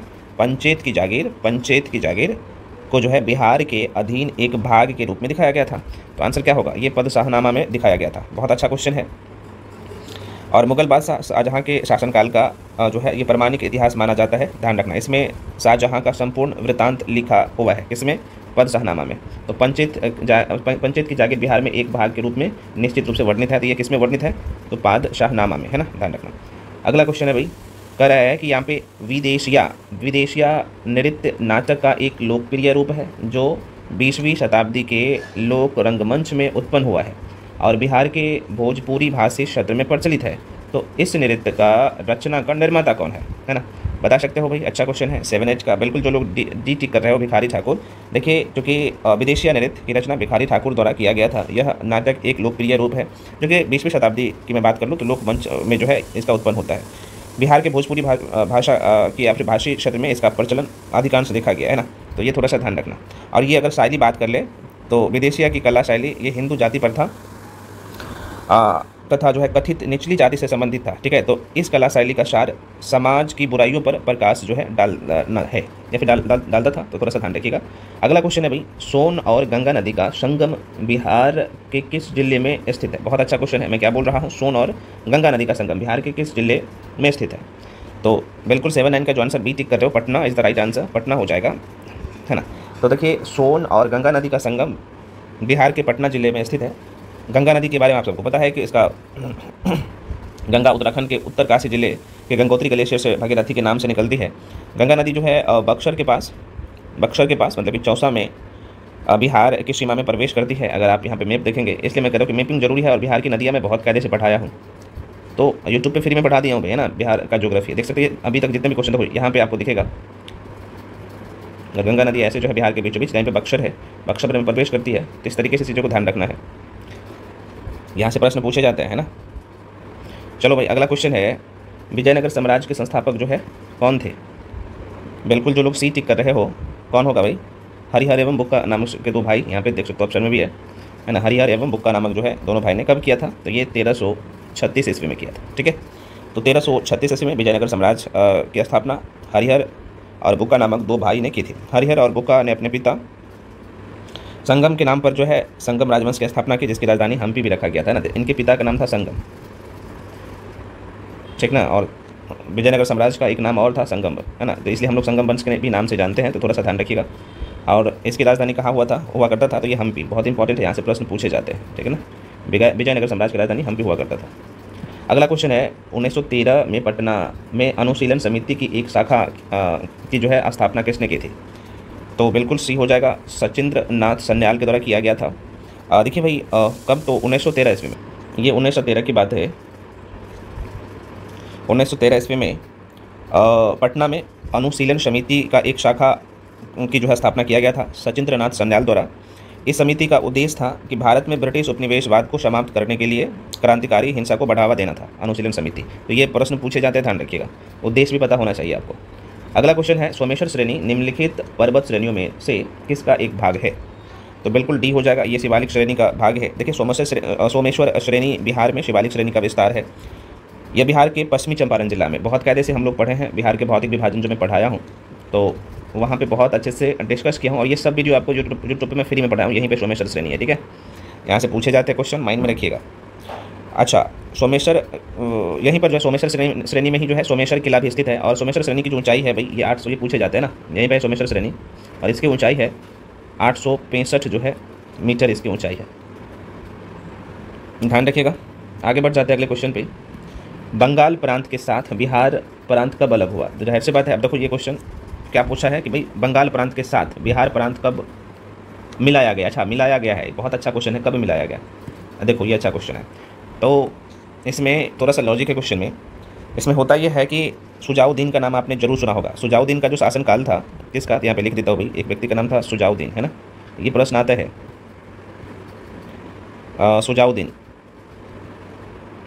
सुजाउद्दीन की मैं बात कर लूँ तो इसका जो समय काल था शासन का, ये 1727 से लेके 1739 तक था, है ना। कितना था, 1739 तक। तो होता ये है कि सुजाउद्दीन के शासनकाल में बिहार प्रांत का जो विलय होता है, ये मर्ज हो जाता है 1733 ईस्वी में। तो इसका आंसर तो सी हो जाएगा। और बंगाल प्रांत के अंतर्गत ये कर दिया जाता है, बिहार को मिला दिया जाता है। और अलीवर्दी खां को उसी समय बिहार का सूबेदार भी बनाया जाता है। तो ये बहुत अच्छा क्वेश्चन है, ध्यान रखिएगा। नेक्स्ट क्वेश्चन है कि इनमें से बिहार के किस नेता ने जो है कौन सा, तो ये हमोड है, हमोड कमीशन के समक्ष रांची में प्रस्तुत होकर दलितों के लिए मताधिकार की मांग रखी थी, है ना। 84 का जो आंसर हो जाएगा बी हो जाएगा, Babu Jagjivan Ram is the right answer हो जाएगा। देखिए बाबू जगजीवन राम ने जो है हमबोर्ड कमीशन के समक्ष जो है रांची में प्रस्तुत होकर दलितों के लिए मताधिकार की मांग रखी थी। जगजीवन राम, जिन्हें बाबूजी के नाम से जाना जाता है, एक राष्ट्रीय नेता, स्वतंत्रता सेनानी, सामाजिक न्याय के लिए लड़ाई लड़ने वाले योद्धा, वंचित वर्गों के जो है हिमायती और उत्कृष्ट सांसद भी थे। तो थोड़ा सा ध्यान रखिएगा, बहुत अच्छा क्वेश्चन यहाँ से बनते हैं। केंद्र में जो है द्वैध शासन किस अधिनियम के अंतर्गत स्थापित किया गया था। अब यहाँ से ये भी क्वेश्चन पूछे जाते हैं कि कब द्वैध शासन हटाया गया था। तो भाई द्वैध शासन जो स्थापित किया गया था, क्या बोला है कि केंद्र में, यहाँ पे देखो प्रांत में नहीं बोला है, केंद्र में बोला है, शब्द को पकड़िए। केंद्र में द्वैध शासन किस अधिनियम के अंतर्गत स्थापित किया गया था, ठीक है। तो बिल्कुल जो लोग सी टिक कर रहे हो सही है, ये भारत सरकार अधिनियम 1935 के तहत ऐसा प्रावधान किया गया था। देखिए हुआ ये था कि भारत सरकार अधिनियम 1935 के अंतर्गत केंद्र में द्वैध शासन, एक नए अखिल भारतीय संघ की स्थापना तथा प्रांतों में द्वैध शासन व्यवस्था को समाप्त, प्रांतों में, अब यहाँ पे जैसे बात है केंद्र में द्वैध शासन लाया जाएगा तो प्रांत में द्वैध शासन समाप्त किया जाएगा, तो इस तरीके से प्रश्न पूछे जाते हैं, तो ध्यान रखिएगा। तो प्रांतों में द्वैध शासन को समाप्त करने का प्रावधान किया गया, है ना। और द्वैध शासन का उपबंध जो है ये 1919 के अधिनियम में किया गया था, तो ये भी थोड़ा सा ध्यान रखिएगा। तो केंद्र में द्वैध शासन के तहत संघीय विषयों को दो भागों में बांट दिया गया, एक आरक्षित और हस्तांतरित। फिर डिटेल में इसके बारे में पॉलिटी में चर्चा किया हूँ, जाके पढ़ लेना, नहीं पढ़े हो तो। निम्नलिखित में से कौन से कथन संविधान सभा के जो है विषय में सत्य है। बिल्कुल जो लोग सी, अच्छा यहाँ पे 4 स्टेटमेंट है, ठीक है, एक साथ में देख लीजिए, 4 स्टेटमेंट है और आपको कुछ का चूज करना है ना। तो कह रहा है कि अब यहाँ पे क्या कह रहा है कि निम्नलिखित में से कौन सा कथन संविधान के विषय में सत्य है। तो कह रहा है कि वह वयस्क मताधिकार पर आधारित थी, क्या ये सही है, बिल्कुल गलत है, ऐसा बिल्कुल नहीं था, है ना। दूसरा जो ऑप्शन है ये कह रहा है कि वह प्रत्यक्ष निर्वाचन का परिणाम था, ये भी गलत है। अगला कह रहा है कि वह जो है बहुदलीय निकाय थी, हाँ बहुदलीय अलग अलग दल निकाय थे, बिल्कुल सही है। उसने अनेक समितियों के माध्यम से कार्य किया, ये भी सही है। तो आंसर हो जाएगा सी, 3 और 4 सही। देखिए मैं आपको बता दूं यहाँ पे संविधान सभा के गठन के लिए राज्यों की विधानसभाओं का उपयोग निर्वाचन मंडल के रूप में किया गया। तो संविधान सभा अप्रत्यक्ष निर्वाचन का परिणाम थी, यहाँ पे क्या बोला है कि वह प्रत्यक्ष निर्वाचन की परिणाम थी, जो कि बिल्कुल गलत है, जस्ट उसका उल्टा है। अगला पॉइंट यहाँ पे क्या बोला था पहले नंबर पे कि जो है इसका निर्वाचन वयस्क मताधिकार पर आधारित नहीं थी, है ना। सॉरी, यहाँ पे क्या बोला था कि वह जो है वयस्क मताधिकार पर आधारित था, जो कि बिल्कुल गलत है। यह जो है वयस्क मताधिकार पर आधारित नहीं थी। संविधान सभा में जो है अनेक दलों के लोग शामिल था, ये भी आपको पता होना चाहिए। और इसका निर्वाचन वयस्क जो है मताधिकार पर आधारित नहीं था, मैं बार बार कह रहा हूँ। और यहाँ पे क्या बोला था कि आधारित थी, तो इसलिए गलत हो जाएगा। तो ये आपने देख लिया। चलो भाई आगे बढ़ जाते हैं। निम्नलिखित संविधान का जो है प्रारंभ किस देश से, अच्छा लिखित संविधान का, निम्नलिखित नहीं है, माफी चाहता हूँ, लगातार क्वेश्चन है कि लिखित संविधान का प्रारंभ किस देश से हुआ है। तो जाहिर सी बात है आंसर क्या होगा, बहुत आसान सा क्वेश्चन है, डी हो जाएगा। संयुक्त राज्य अमेरिका का संविधान प्रथम पूर्ण लिखित संविधान है। यह विश्व का सबसे छोटा लिखित संविधान है, अमेरिका का संविधान, जिसमें मात्र 7 अनुच्छेद शामिल है। वही भारत के संविधान की बात कर लूँ तो विश्व का सबसे बड़ा लिखित संविधान है, और इसमें कितना अनुच्छेद है, मूल संविधान में टोटल 395 अनुच्छेद है ना। तो ये ध्यान रखिएगा। अगला क्वेश्चन है भाई कि भारतीय संविधान की निम्न दी गई अनुसूचियों में से कौन सी एक जो है राज्यों के नामों की सूची तथा उनके राज्य क्षेत्रों का जो है ब्यौरा देता है ना। 88 का ए हो जाएगा, ये पहली। देखिए पहली अनुसूची में ऐसा प्रावधान किया गया है, तो आप दूसरी में तीसरी में बहुत डिटेल में पढ़ा चुका हूँ, जाके देख लेना। अगला क्वेश्चन है भाई कि भारतीय संविधान ब्रिटिश प्रणाली संसदीय प्रणाली से इस बात में जो है भिन्न है कि भारत में क्या है। तो आप कहेंगे सर और ऑप्शन यहाँ पे है, देख लो। तो इसका आंसर हालांकि डी हो जाएगा। डी इसलिए होगा क्योंकि यहाँ पे न्यायिक पूर्वावलोकन की प्रणाली। देखिए ये होता क्या है कि भारतीय संविधान की मैं बात कर लूँ तो भारतीय संसदीय प्रणाली में न्यायिक जो है पुनर्विलोकन, जिसे हम लोग जुडिशियल रिव्यू कहते हैं इंग्लिश में, की प्रणाली है, जबकि ब्रिटेन में यह प्रणाली नहीं लागू है ना। जिसका अर्थ है कि भारतीय संसदीय प्रणाली ब्रिटेन से भिन्न है। इसके अतिरिक्त वास्तविक एवं नाममात्र दोनों प्रकार की जो है कार्यपालिका, सामूहिक उत्तरदायी तथा द्विसदनीय विधायिका भारत और ब्रिटेन दोनों की संसद प्रणालियों में लागू है। तो ये बेसिक बातें हैं, अलग इसलिए था, आपने देख लिया। अगला क्वेश्चन है भाई कि संवैधानिक सरकार का आशय क्या है। ये सब एनसीईआरटी का लाइन से क्वेश्चन है, बिल्कुल डी हो जाएगा। कोई सरकार जो संविधान की सीमाओं से परिबद्ध हो, है ना। तो होता ये है कि संविधान सरकार के आशय ऐसी सरकार से है जो कि संविधान की सीमाओं में परिबद्ध हो। संवैधानिक सरकार की शक्ति संविधान के तहत परिसीमित होती है। संविधान के द्वारा इन्हें जो भी पावर मिलता है उन्हीं के थ्रू मिलता है। सरकार अपने प्राधिकार या शक्तियों का प्रयोग संविधान के मौलिक संरचना का उल्लंघन नहीं कर सकती है, उसके अधीन रह के करना होगा सारी चीज़ें। संवैधानिक सरकार की व्यवस्था में जो है सरकार मतलब कि भारत में केंद्र और राज्य सरकार की मैं बात कर रहा हूँ दोनों का, तो ये प्राधिकार का स्रोत संविधान ही है, ठीक है, ध्यान रखना। अगला क्वेश्चन है निम्नलिखित कथनों पर फिर से विचार करना है। दो स्टेटमेंट है, दोनों में से कौन कौन सा सही है ये आपको चूज करना है। कह रहा है कि जो राज्य की सत्ता के हित में व्यक्ति की स्वतंत्रता पर प्रभावकारी प्रतिबंध लगाती है, बिल्कुल गलत है। और कोई सरकार, अच्छा ये था, उसके बाद पूछ रहा है कि कौन सा सही है। कह रहा है कि जो व्यक्ति स्वतंत्रता के हित में जो है राज्य की सत्ता पर प्रभावकारी प्रतिबंध लगाती है संवैधानिक सरकार वह है। तो बिल्कुल दूसरा वाला स्टेटमेंट आपको सही दिख रहा है क्या? तो आप कहिएगा सर दूसरा वाला कहीं ना कहीं हमें सही दिख रहा है, तो आंसर क्या होगा? B is the right answer हो जाएगा, ठीक है, दूसरा सिर्फ सही है। संवैधानिक सरकार में सरकार की शक्ति का स्रोत संविधान होता है। संवैधानिक सरकार व्यक्ति की स्वतंत्रता के हित में राज्य की सत्ता पर प्रभावकारी प्रतिबंध लगाती है।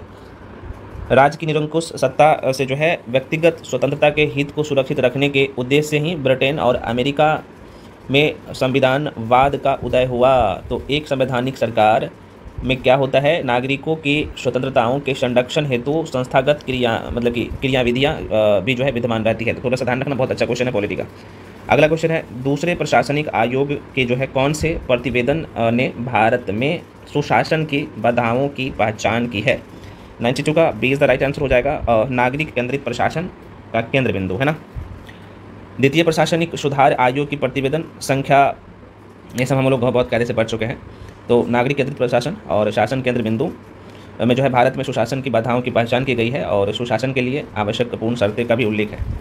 अगला क्वेश्चन है भाई, भारत में अस्पृश्यता का निवारण निम्न में से किन उपायों द्वारा किया जा सकता है? तो ऑप्शन में जो है क्या है भाई, कानून बनाकर बिल्कुल किया जा सकता है, शिक्षा की उन्नति द्वारा बिल्कुल किया जा सकता है, जनगणना के द्वारा किया जा सकता है, नौकरी में प्रवेश दिलाकर, तो ये बिल्कुल नहीं होगा। तो आंसर क्या होगा? ए हो जाएगा, 1, 2, तीसरा सही हो जाएगा, बाकी ये गलत था, ठीक है। चलो भाई नेक्स्ट क्वेश्चन है निम्नलिखित कथनों पर आपको विचार करना है। फिर से स्टेटमेंट बेस्ड क्वेश्चन है भाई, और कौन सा स्टेटमेंट सही है? 3 स्टेटमेंट दिया गया है, 94 नंबर का क्वेश्चन है। तो कह रहा है कि अनुच्छेद 103 संपत्ति के अधिकार से संबंधित है, क्या सही है ये? तो नहीं, ये है अनुच्छेद संपत्ति का अधिकार कौन सा अनुच्छेद में है? तो 300 ए में है, ये गलत हो जाएगा, है ना, या फिर 300 क कह सकते हैं। दूसरा ऑप्शन क्या है भाई, संपत्ति का अधिकार एक विधिक अधिकार है किंतु यह मूल अधिकार नहीं। देखो ये भी गलत है, आप सबको बखूबी से पता है कि 44वें संविधान संशोधन जो हुआ था 1978 में, ठीक ना, तो संपत्ति का अधिकार एक विधिक अधिकार है न कि मूल अधिकार है। तो इस संशोधन द्वारा संपत्ति का अधिकार को भाग 12 के अनुच्छेद 300 क के विधिक अधिकार के रूप में स्थापित किया गया है, तो ये भी गलत हो जाएगा। सॉरी, ये तो ठीक है, तो है यार, ये तो ठीक है, ये संपत्ति का अधिकार है, सॉरी, संपत्ति का अधिकार विधिक अधिकार है, मौलिक अधिकार नहीं है, यहाँ पे नहीं लिखा हुआ, बिल्कुल सही है ये वाला दूसरा ऑप्शन सही है ना, दूसरा ऑप्शन सही है। अब तीसरा देखते हैं, भारत के जो है संविधान में अनुच्छेद 300 क को उस समय केंद्र में कांग्रेस सरकार द्वारा 44वें संविधान संशोधन से, तो ये गलत डायरेक्टली देखने से पता चल रहा होगा। तो आंसर क्या होगा भाई, सिर्फ दूसरा सही था, तो आंसर क्या होगा? A is the right answer. Next question है उच्चतम न्यायालय के न्यायाधीश किस प्रकार हटाए जा सकते हैं? 95 का बिल्कुल आंसर जो है डी हो जाएगा, राष्ट्रपति द्वारा संसद की सिफारिश पर। अगला क्वेश्चन है भाई, देख लो, भारत में न्यायिक पुनर्विलोकन की शक्ति का प्रयोग किसके द्वारा किया जाता है? 96 का जो है क्या होगा, किसके द्वारा किया जाता है? देखो इनमें से कोई नहीं आंसर होगा, मैं आपको बता दूं, सर्वोच्च न्यायालय के जो है किसी न्यायाधीश को राष्ट्रपति द्वारा साबित कदाचार असमर्थता के आधार पर संसद की सिफारिश पर हटाया जा सकता है। तो वैसे ऑप्शन में कोई है ही नहीं, यहाँ पे लिखा है कि केवल जो है सर्वोच्च न्यायालय के द्वारा, बिल्कुल गलत है। सर्वोच्च न्यायालय तथा उच्च न्यायालय के द्वारा नहीं हटाया जा सकता है, समस्त न्यायालय के द्वारा नहीं हटाया जा सकता है। कौन हटा सकता है? राष्ट्रपति। किस आधार पर? बहुत अच्छा क्वेश्चन है भाई, ऐसे क्वेश्चन ना, मैं क्या बोला हूँ क्वेश्चन, कि भारत में न्यायिक पुनर्विलोकन मतलब कि जुडिशियल रिव्यू की शक्ति का प्रयोग किसके द्वारा किया जाता है? क्या क्वेश्चन यार बता दिया हूँ, एक मिनट और माफी चाहता हूँ, ये क्वेश्चन था ना। अच्छा, क्वेश्चन ये था कि उच्चतम न्यायालय के न्यायाधीश को उच्चतम है, उच्च नहीं है, उच्चतम है, सुप्रीम कोर्ट में बात कर रहा हूँ, सुप्रीम कोर्ट मतलब उच्चतम न्यायालय के न्यायाधीश को किस प्रकार हटाया जा सकता है? तो राष्ट्रपति के द्वारा संसद की सिफारिश पर, बिल्कुल सही है ये। तो देखो यह जो है आंसर डी हो जाएगा इसका, राष्ट्रपति के द्वारा संसद की सिफारिश पर, क्योंकि उच्चतम न्यायालय के जो है किसी न्यायाधीश को राष्ट्रपति द्वारा साबित कदाचार या असमर्थता के आधार पर संसद की सिफारिश पर हटाया जा सकता है। उच्चतम न्यायालय के किसी न्यायाधीश को साबित कदाचार या असमर्थता के आधार पर हटाए जाने के लिए संसद के प्रत्येक सदन द्वारा अपनी कुल सदस्य संख्या के बहुमत द्वारा तथा उपस्थित मत देने वाले सदस्यों के कम से कम, ये कितना, तो 2/3, ये ध्यान रखना डेटा, 2/3 बहुमत द्वारा समर्थित समावेदन को राष्ट्रपति के समक्ष भेजना होता है और ऐसे समावेदन के राष्ट्रपति के समक्ष उसी पत्र में रखे जाने पर राष्ट्रपति के आदेश से उस न्यायाधीश को पद से हटाया जा सकता है। और ये अनुच्छेद 124(4) के क्लॉज 4 में जो है ये प्रावधान किया गया है। तो उच्च न्यायालय के न्यायाधीश को हटाने की प्रक्रिया यही है। ध्यान रखना, बहुत इंपॉर्टेंट क्वेश्चन है, यहाँ से प्रश्न पूछे जाते हैं, है ना। तो हालांकि मैं पॉलिटी वाला सेक्शन में पढ़ाया हूँ बहुत कायदे से। अगला क्वेश्चन है, भारत के न्यायिक पुनर्विलोकन की शक्ति का प्रयोग किसके द्वारा किया जाता है? तो बताओ भाई, इसका जो आंसर हो जाएगा बिल्कुल बी हो जाएगा। दोबारा सुनिए, भारत में न्यायिक जो है पूर्वावलोकन की शक्ति का प्रयोग किसके द्वारा किया जाता है? तो सर्वोच्च न्यायालय तथा उच्च न्यायालय के द्वारा, है ना। अच्छा, इसके पीछे का थोड़ा सा कहानी समझ लीजिए। देखिए, न्यायालय द्वारा कार्यपालिका एवं व्यवस्थापिका के कार्यों की वैधता की जांच करना अथवा व्यवस्थापिका द्वारा निर्मित कानून एवं प्रशासनिक नीतियों की संवैधानिकता का परीक्षण कर उनके ऐसे उपबंधों को असंवैधानिक घोषित करना जो संविधान का अतिक्रमण करते हो। तो न्यायिक पूर्वावलोकन इसे हम लोग कहते हैं, जुडिशियल रिव्यू कहलाता है। भारतीय संविधान में यह संयुक्त राज्य अमेरिका से लिया गया है। भारत में संविधान के मुख्यतः अनुच्छेद 13, 32 और 136 के अंतर्गत ये शक्ति सर्वोच्च न्यायालय में निहित है। बहुत इंपॉर्टेंट है, प्रश्न पूछे जाते हैं।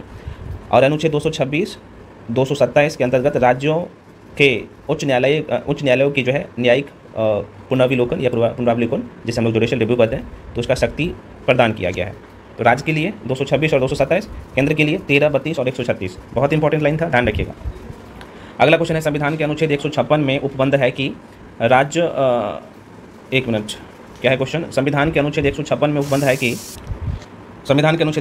उपबंध है कि राज्यपाल अपने पद ग्रहण की तारीख से 5 वर्ष की अवधि तक पद धारण करेगा। इससे निम्नलिखित में से कौन सा निष्कर्ष निकाला जा सकता है? 2 स्टेटमेंट है, आइए देखते हैं भाई। तो क्या आंसर होगा भाई? चूँकि राज्यपाल की मैं बात कर लूँ, राज्यपाल के बारे में बात हो रही है, तो राष्ट्रपति के प्रसाद प्रयत्न पर धारण करते हैं। राष्ट्रपति जब चाहे तब हटा सकता है, जब चाहे वहाँ भेज सकता है, मैं पढ़ा चुका हूँ। तो पहला ऑप्शन में क्या है कि किसी राज्यपाल को उसकी पदावधि पूरी होने से पूर्व नहीं हटाया जा सकता, जो कि बिल्कुल गलत है। कोई राज्यपाल 5 वर्ष की अवधि के बाद अपने पद पर जो है नहीं बना रह सकता है, ये भी गलत है भाई। राष्ट्रपति जितने बार चाहे उतने बार नियुक्त कर सकता है। तो भाई इनमें से दोनों स्टेटमेंट गलत था, तो आंसर क्या होगा? दोनों गलत है ना। अगला क्वेश्चन है भाई, निम्नलिखित कथन पर फिर से आपको विचार करना है। यहाँ पे आप देख सकते हैं, निम्नलिखित कथनों पर विचार करिए। 2 स्टेटमेंट है, दोनों में से कौन सा सही है ये आपको बताना है। तो पहला स्टेटमेंट कह रहा है कि भारत के संविधान में उपबंध है कि प्रत्येक राज्य की विधानसभा कितना, तो 450 से अनधिक सदस्यों से मिलकर बनेगी, जो राज्यों में जो है प्रादेशिक निर्वाचन क्षेत्रों के प्रत्यक्ष निर्वाचन द्वारा चुने जाएंगे। ठीक है, क्या ये सही है? तो आप कहेंगे सर ये बिल्कुल गलत है, ऐसा नहीं है। ठीक है, दूसरा स्टेटमेंट कर रहा है कि कोई व्यक्ति किसी राज्य की विधानसभा के किसी स्थान को भरने के लिए चुने जाने के लिए जो है अर्हित नहीं होगा यदि उसकी आयु 25 वर्ष से कम हो। हाँ बिल्कुल, अगर आपका एज 25 साल से कम है, कितना 25 साल से अगर कम है एज, तो आप जो है विधानसभा के लिए चुनाव नहीं लड़ सकते हैं। 25 साल से ज़्यादा होना चाहिए। ठीक है, तो ये बिल्कुल सही था, तो सिर्फ दूसरा सही हो जाएगा। अगला क्वेश्चन है, फिर से निम्नलिखित कथनों पर आपको विचार करना है। 2 स्टेटमेंट है और दोनों में से कौन सा सही है आपको जवाब देना है। तो कह रहा है कि विधानसभा की जो है या फिर विधानसभा का अध्यक्ष यदि विधानसभा के सदस्य नहीं रहता है या रहती है तो अपना पद रिक्त कर देगा या देगी। तो क्या ये सही है? तो नहीं, ये हाँ ये बिल्कुल सही है ना। दूसरा स्टेटमेंट करें कि जब कभी विधानसभा का विघटन किया जाता है तो अध्यक्ष अपने पद को जो है तुरंत रिक्त कर देगा। तो ये बिल्कुल ऐसा करना पड़ता है, तो बिल्कुल ये सही है? नहीं भाई, ऐसा बिल्कुल नहीं है, ये गलत है। ठीक है, सही मत टिक कर दीजिएगा। तो ये गलत है। गलत इसलिए है कि आप सबको पता है कि संविधान सभा के अनुच्छेद 179 खंड जो है क के अनुसार संविधान सभा का अध्यक्ष या उपाध्यक्ष के रूप में पद धारण करने वाला सदस्य यदि संविधान सभा का सदस्य नहीं रहता है तो अपना पद रिक्त कर देगा। ठीक है ना, तो 2 यहाँ पे गलत नहीं है, सॉरी 2 गलत है। 2 इसलिए सही नहीं है, आपको मैं बता दूं, क्योंकि 179 के दूसरे अनुच्छेद 179 के दूसरे क्लोज 2 के तहत या फिर ख कह सकते हैं, जब कभी जो है कभी भी विधानसभा का विघटन किया जाता है तो विघटन के पश्चात होने वाले पुनर्निर्वाचित विधानसभा के प्रथम अधिवेशन के ठीक पहले तक अध्यक्ष अपने पद पर जो है रिक्त नहीं रहेगा, है ना,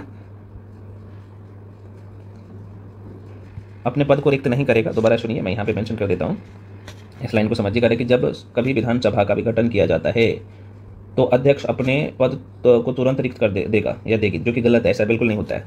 जब तक जो है यहाँ पे चुनाव नहीं करवा लेते हैं है ना।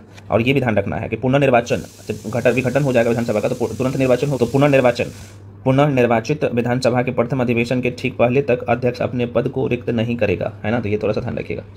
आंसर क्या होगा, तो सिर्फ पहला स्टेटमेंट सही था। आंसर क्या हो जाएगा, ये राइट आंसर हो जाएगा। अगला क्वेश्चन है, भारतीय मानक समय की जो है देशांतर रेखा 82.5 डिग्री किस नगर से गुजरती है। तो डी हो जाएगा। ऑप्शन में जो है इलाहाबाद है, आप सबको पता होना चाहिए, इंडियन ज्योग्राफी में बहुत कायदे से आपने पढ़ा है। ये भारत का मानक समय है। ठीक है भाई, इलाहाबाद वर्तमान प्रयागराज है वहीं से। अगला क्वेश्चन है भाई, निम्नलिखित में किस राज्य की सीमा बांग्लादेश से नहीं लगती है। तो मैपिंग, अब देखो ये सबका सब क्वेश्चन मैपिंग का है, तो मणिपुर हो जाएगा सॉरी, जो कि आप इंडिया का मैप देखोगे तो पूर्वोत्तर राज्य में, यहीं पे मैं बना लेता हूँ, स्पेस का तो कमी है, ठीक है, वीडियो लंबा हो जाएगा नहीं तो देखो मणिपुर आपको कहीं ना कहीं यहाँ पे दिखेगा ना, तो बांग्लादेश यहाँ पे है, तो मणिपुर राइट आंसर हो जाएगा। त्रिपुरा यहाँ पे है, बांग्लादेश के साथ लगता है ना, यहाँ पे त्रिपुरा है। मेघालय यहाँ पे है, लगता है मणिपुर इसका राइट आंसर हो जाएगा, ठीक है ना। सीधा मिजोरम भी साझा करता है अपना सीमा, त्रिपुरा मिजोरम आपने देखा ही है। अगला क्वेश्चन है, भारत से जो है उपबंध पूरा चुंबकीय परिणामों के संकेत मिलते हैं कि भूतकाल में भारतीय अस्थिपिंड सरका है। किस दिशा में सरका है, घिसका है ना, मतलब कि थोड़ा सा घिसका है, तो किस दिशा में। 102 का आंसर क्या होगा भाई, बताओ। बी हो जाएगा, बिल्कुल दक्षिण की तरफ। अगला प्रश्न है, निम्नलिखित वक्तव्यों पर विचार कीजिए और सही उत्तर का आपको चयन करना है। कथन और कारण वाला क्वेश्चन है। पहला कथन है कि हिमालय से निकलने वाली सभी नदियाँ जो है सतत वाहिनी होती है। हाँ, जो कि हिमालय से जो मैक्सिमम नदियाँ निकलती है तो उसमें सालों भर पानी कहीं ना कहीं थोड़ा बहुत बहते ही रहती है। बरसात के टाइम में तो आप सबको पता होना चाहिए, खूब उफान नदी में लपाला पानी भरा रहता है। कथन तो आपने देख लिया। कारण क्या है भाई, तो कारण है कि हिमालय अपनी वर्षा का अधिकांश दक्षिणी पश्चिमी मानसून से जो है, हिमालय अपनी वर्षा का अधिकांश दक्षिणी पश्चिमी मानसून से प्राप्त करता है। तो क्या ये सही है, तो आप कहिएगा हाँ बिल्कुल, ये जो है दोनों सही है, दोनों सही नहीं है, ठीक है ना, दोनों सही है। हाँ यार दोनों सही है, कन्फ्यूजन क्यों रहना है, दोनों सही है, लेकिन आर जो है ना ए का सही व्याख्या नहीं करता है, इसलिए आंसर क्या हो जाएगा, बी हो जाएगा। चलो भाई अगले क्वेश्चन पे बढ़ते हैं। नेक्स्ट क्वेश्चन है, यदि हिमालय पर्वत श्रेणियाँ नहीं होती तो भारत पर सर्वाधिक संभाव्य भौगोलिक प्रभाव क्या होता, ये पूछ रहा है। तो कौन सा कथन सही है, ये चूज करना है। 3 स्टेटमेंट है इसमें, तो इसका जो आंसर हो जाएगा देख लेते हैं। तो कह रहा है कि देश के अधिकांश भाग में जो है साइबेरिया से आने वाली शीत लहरों का अनुभव होता, बिल्कुल सही है। अगर हिमालय नहीं होता तो ऐसा होता। कह रहा है कि सिंधु गंगा मैदान इतनी जो है सुविस्तृत जलोढ़ मृदा से वंचित हो जाता, बिल्कुल हो जाता। अगला है मानसून का जो है प्रतिरूप वर्तमान प्रतिरूप से अलग होता, बिल्कुल होता। तो ये भी कहीं ना कहीं सही है, तो आंसर क्या होगा, D is the right answer. तीनों स्टेटमेंट सही है। अगला क्वेश्चन है कि लघु हिमालय स्थित है, लघु हिमालय में बोल रहा हूँ, स्थित है किसके मध्य में, ट्रांस हिमालय, शिवालिक और महान हिमालय। देखो यहाँ पे ट्रांस है और महान हिमालय के बीच में स्थित है लघु हिमालय, या फिर शिवालिक और महान हिमालय। बहुत अच्छे से मैं पढ़ाया हूँ, अगर ऐसे क्वेश्चन गलत करोगे ना तो फिर अपने पैर पे कुल्हाड़ी आप खुद मारोगे। तो ये जो है शिवालिक और महान हिमालय के बीच में जो है लघु हिमालय है ना, शिवालिक और महान हिमालय के मध्य में है शिवालिक और महान हिमालय। जैसे हम लघु हिमालय में पढ़ाया हूँ ना भाई, यहाँ पे देखो इस तरीके से हिमालय को बहुत कायदे से पढ़ाया हूँ। देखो यहाँ से जो है महान हिमालय है, बीच में क्या है भाई, लघु हिमालय है, और सबसे लास्ट में शिवालिक है। तो ये बीच वाला पूछा था किसके बीच में है, तो लघु हिमालय है ना। तो ध्यान रखना ये है लघु हिमालय से, आंसर क्या होगा बी। तो लघु हिमालय शिवालिक और महान हिमालय के मध्य में है, ठीक ना। चलो भाई अगले क्वेश्चन पे पढ़ते हैं। नेक्स्ट क्वेश्चन है क्वेश्चन नंबर 6, नर्मदा एवं ताप्ती नदियों के मध्य स्थित है। क्वेश्चन नंबर 6 का बिल्कुल आंसर बी हो जाएगा। ये जो है ना नर्मदा और ताप्ती नदियों के मध्य स्थित सतपुरा श्रेणी है। देखिए सतपुरा श्रेणी के उत्तरी भाग पर नर्मदा है। अगर यहाँ पे मैप देखोगे इंडिया का मैप है ना, तो मान लो यहीं पे मैं थोड़ा सा मैप ड्रॉ कर लेता हूँ, ठीक है ऐसे। तो यहीं पे भाई सतपुरा श्रेणी, तो सतपुरा श्रेणी के उत्तरी भाग में यहाँ पे इधर जो है ये सतपुरा श्रेणी है, मान लो कि ये सतपुरा श्रेणी है, इसके उत्तरी भाग में नर्मदा है। यहाँ से प्रश्न पूछे जाते हैं, गलती मत करिएगा। और दक्षिणी भाग में ताप्ती नदी है ना, ताप्ती नदी है, और ये सतपुरा श्रेणी है। तो इस तरीके से चीज़ों को ध्यान रखना है, प्रश्न आता है। तो सतपुरा श्रेणी के उत्तरी भाग में नर्मदा और दक्षिणी भाग में ताप्ती नदी बहती है। तो आप सीधे तौर पे कह सकते हैं कि सतपुरा श्रेणी दोनों नदियों के मध्य स्थित है ना, तो ध्यान रखना। अगला क्वेश्चन है भाई, निम्नलिखित कथनों पर में से कौन सा कथन सही नहीं है। तो 107 का जो आंसर हो जाएगा ए हो जाएगा। पश्चिमी घाट उत्तरी क्षेत्र की अपेक्षाकृत देखा जाए तो अधिक ऊंचाई पर है ना पश्चिमी घाट। मैप देखोगे तो यही कारण होता है। मान लो कि इसी मैप पे दिखाया तो यहाँ पे पश्चिमी घाट है, इधर पूर्वी घाट है, तो कहीं ना कहीं मैक्सिमम नदियाँ जो है बंगाल की खाड़ी में जाकर गिरती है, तो इसकी ऊंचाई इधर पहाड़ी इलाका है, तो इसलिए ये पूर्वी घाट से पश्चिमी घाट ज़्यादा ऊंचा है। बहुत अच्छा क्वेश्चन था, तो बी आंसर हो जाएगा। अगला क्वेश्चन है निम्नलिखित कथनों पर विचार करना है। पहाड़ी है और क्षेत्र है, तो देख लो भाई, कह रहा है कि कौन सा सुमेलित है ये पूछ रहा है 8 नंबर का। तो देखो ये महादेव पहाड़ी की मैं बात कर लूँ, ये चलो यहीं से कार्डेमम पहाड़ी से बात कर लेते हैं। तो कार्डेमम की पहाड़ी केरल के दक्षिण पूर्व तथा तमिलनाडु के दक्षिण पश्चिम भागों में स्थित है, जबकि कोरोमंडल तट भारत के दक्षिणी पूर्वी तटरेखा पर है, तो ये तो वैसा ही गलत हो जाएगा, है ना। कैमूर पहाड़ी सभी को पता है, कैमूर पहाड़ी कहाँ पे है, इसका लोकेशन कितने लोग बता सकते हैं। तो ये मध्य भारत से खासतौर पे बिहार तक विस्तृत है ना। कैमूर की पहाड़ी ये बोला है कि कोकण तट पर है, तो जो कि बिल्कुल गलत है।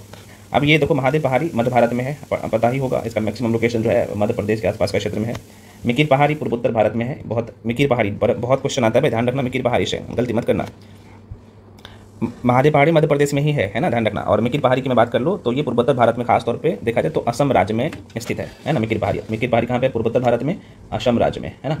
और ये मध्य भारत में महादेव पहाड़ी, ये मध्य प्रदेश में है, मध्य प्रदेश में। तो दोनों 3 और 4 सही था, इसका आंसर क्या होगा, सी हो जाएगा। अगला क्वेश्चन है निम्नलिखित में से कौन सा सुमेलित नहीं है।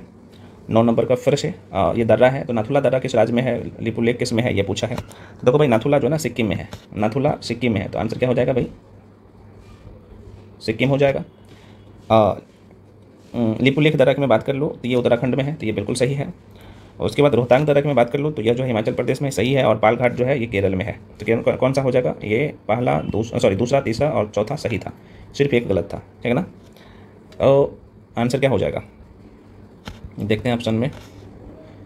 और अच्छा चूज करना था कौन सा गलत है क्या, अच्छा निम्न से कौन सा सुमेलित नहीं है, तो ये वाला हो जाएगा, ये सुमेलित नहीं था, ठीक ना, ये इज द राइट आंसर।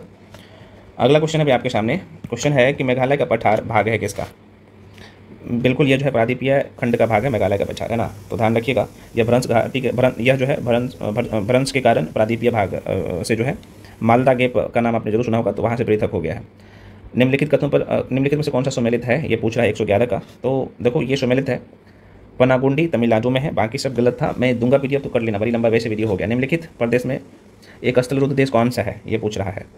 तो स्थलरुद्ध जो है देश कौन सा हो जाएगा भाई, जो कि स्थलरुद्ध है, मतलब चारों साइड से समुद्री सीमा साझा नहीं करता है ना, क्या हो जाएगा भाई, बिल्कुल डी हो जाएगा। उरुग्वे स्थलरुद्ध है क्या, उरुग्वे कैसे होगा यार, उरुग्वे नहीं होगा, ये बोलबिया होगा, माफी चाहता, बोलबिया दक्षिण अफ्रीका में स्थित स्थलरुद्ध देश है ना। चलो अगला क्वेश्चन, निम्नलिखित में से कौन सा जो है भू आबद्ध देश नहीं है। हाँ, भू आबद्ध देश जो है नहीं है, तो ये अजरबैजान हो जाएगा, थोड़ा सा ध्यान रखिएगा। अगला क्वेश्चन है भाई, अगला क्वेश्चन निम्नलिखित में से अलास्का किस देश का हिस्सा है, 114 का आंसर क्या होगा, बिल्कुल बी हो जाएगा, ये यूएसए में है ना। ये क्वेश्चन है 115 का, रीजनिंग का क्वेश्चन है, आसान क्वेश्चन है, मैं इसका आंसर बता देता हूँ, आप लोग बनाइएगा, नहीं बनेगा तो बताइएगा, है ना, तो बता देंगे। तो इसका आंसर सी हो जाएगा, 5, इसका 5 नहीं होगा, 55 होना चाहिए यार, है ना।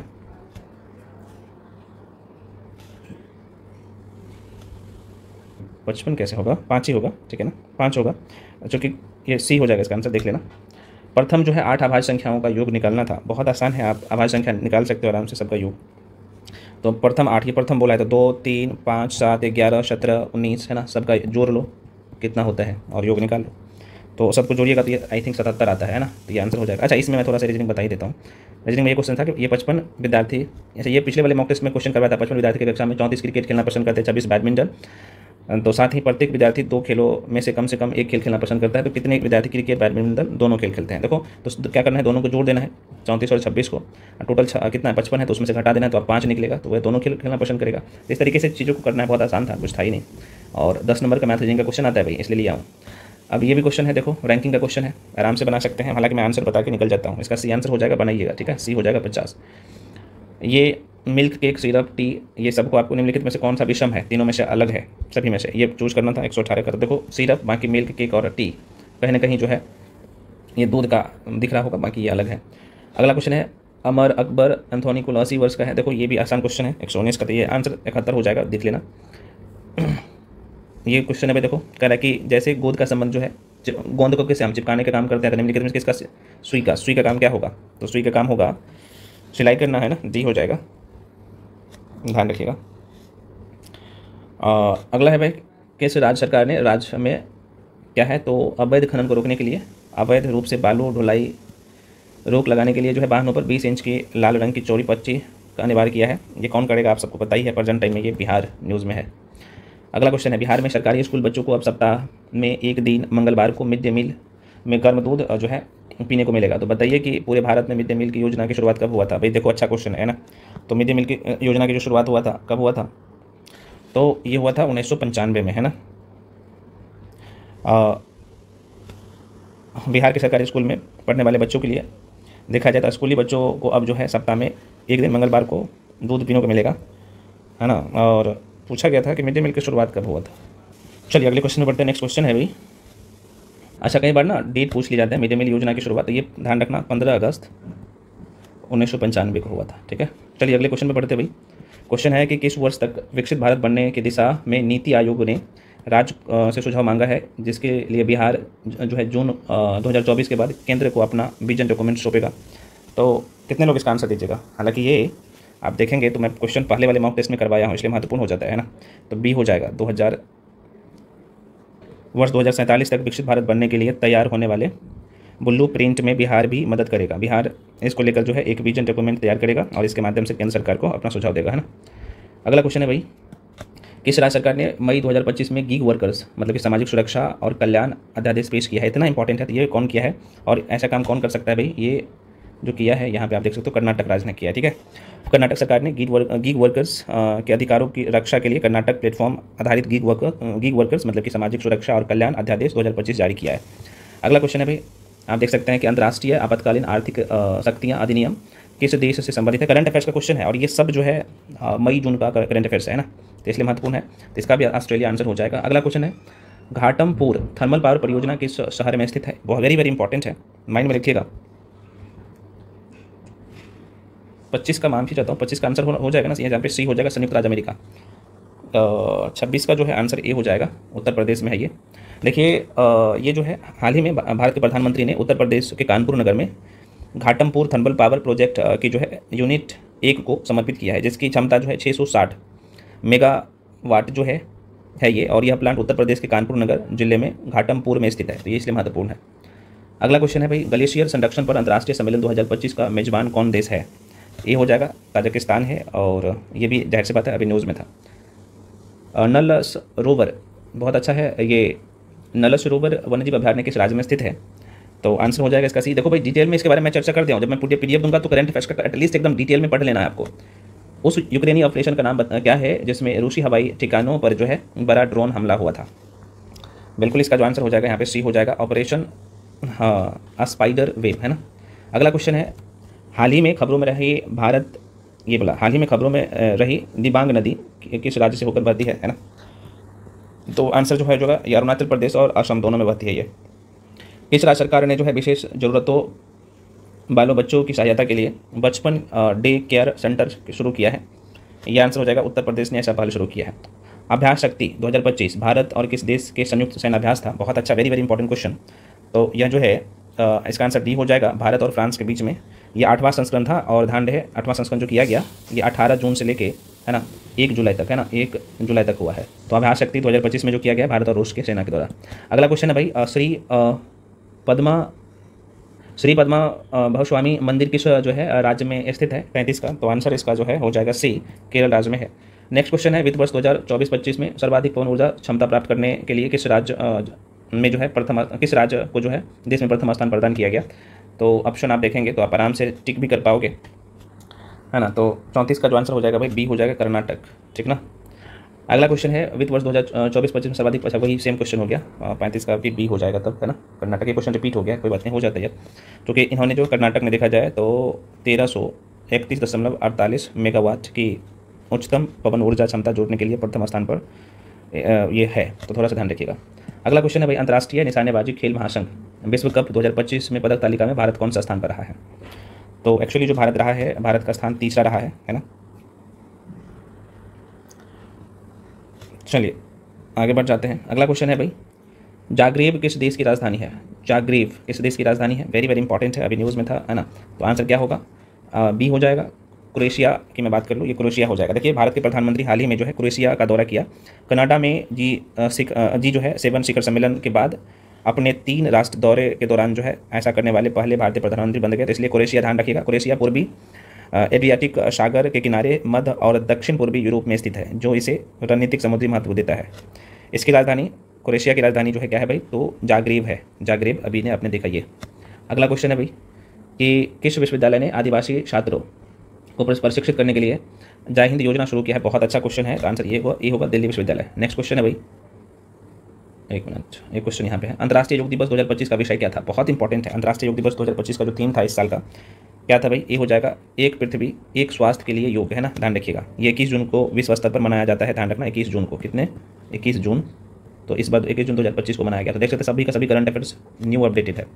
हाल ही में समाचारों में रही दवा लेना कापावीर, शॉर्ट फॉर्म में एलियन करते हैं, का मुख्य प्रयोग रूप से किस रोग के लिए किस रोग के रोकथाम के लिए किया जाता है। 140 का सी हो जाएगा HIV संक्रमण।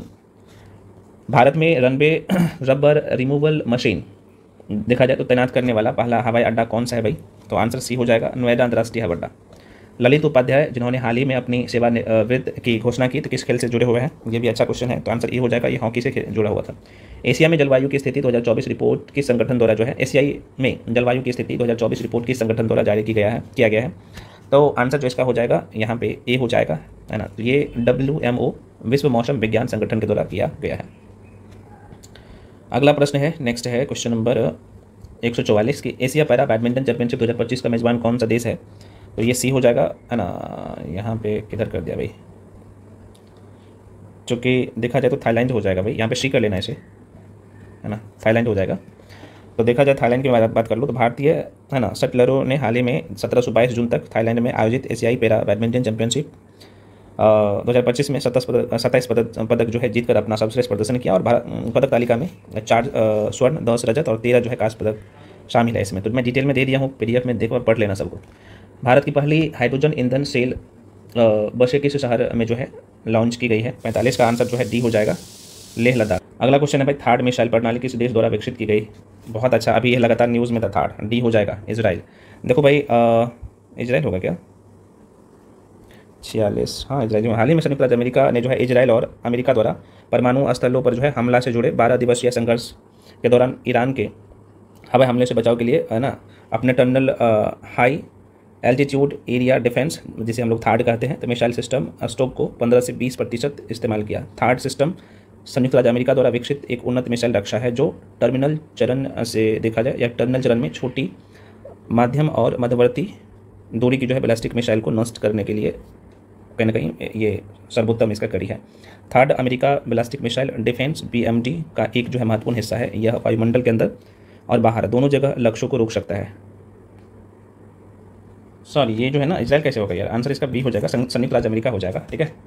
तो B is the right answer हो जाएगा इसका, संयुक्त राज्य अमेरिका। अगला क्वेश्चन है भाई, हाल ही में किस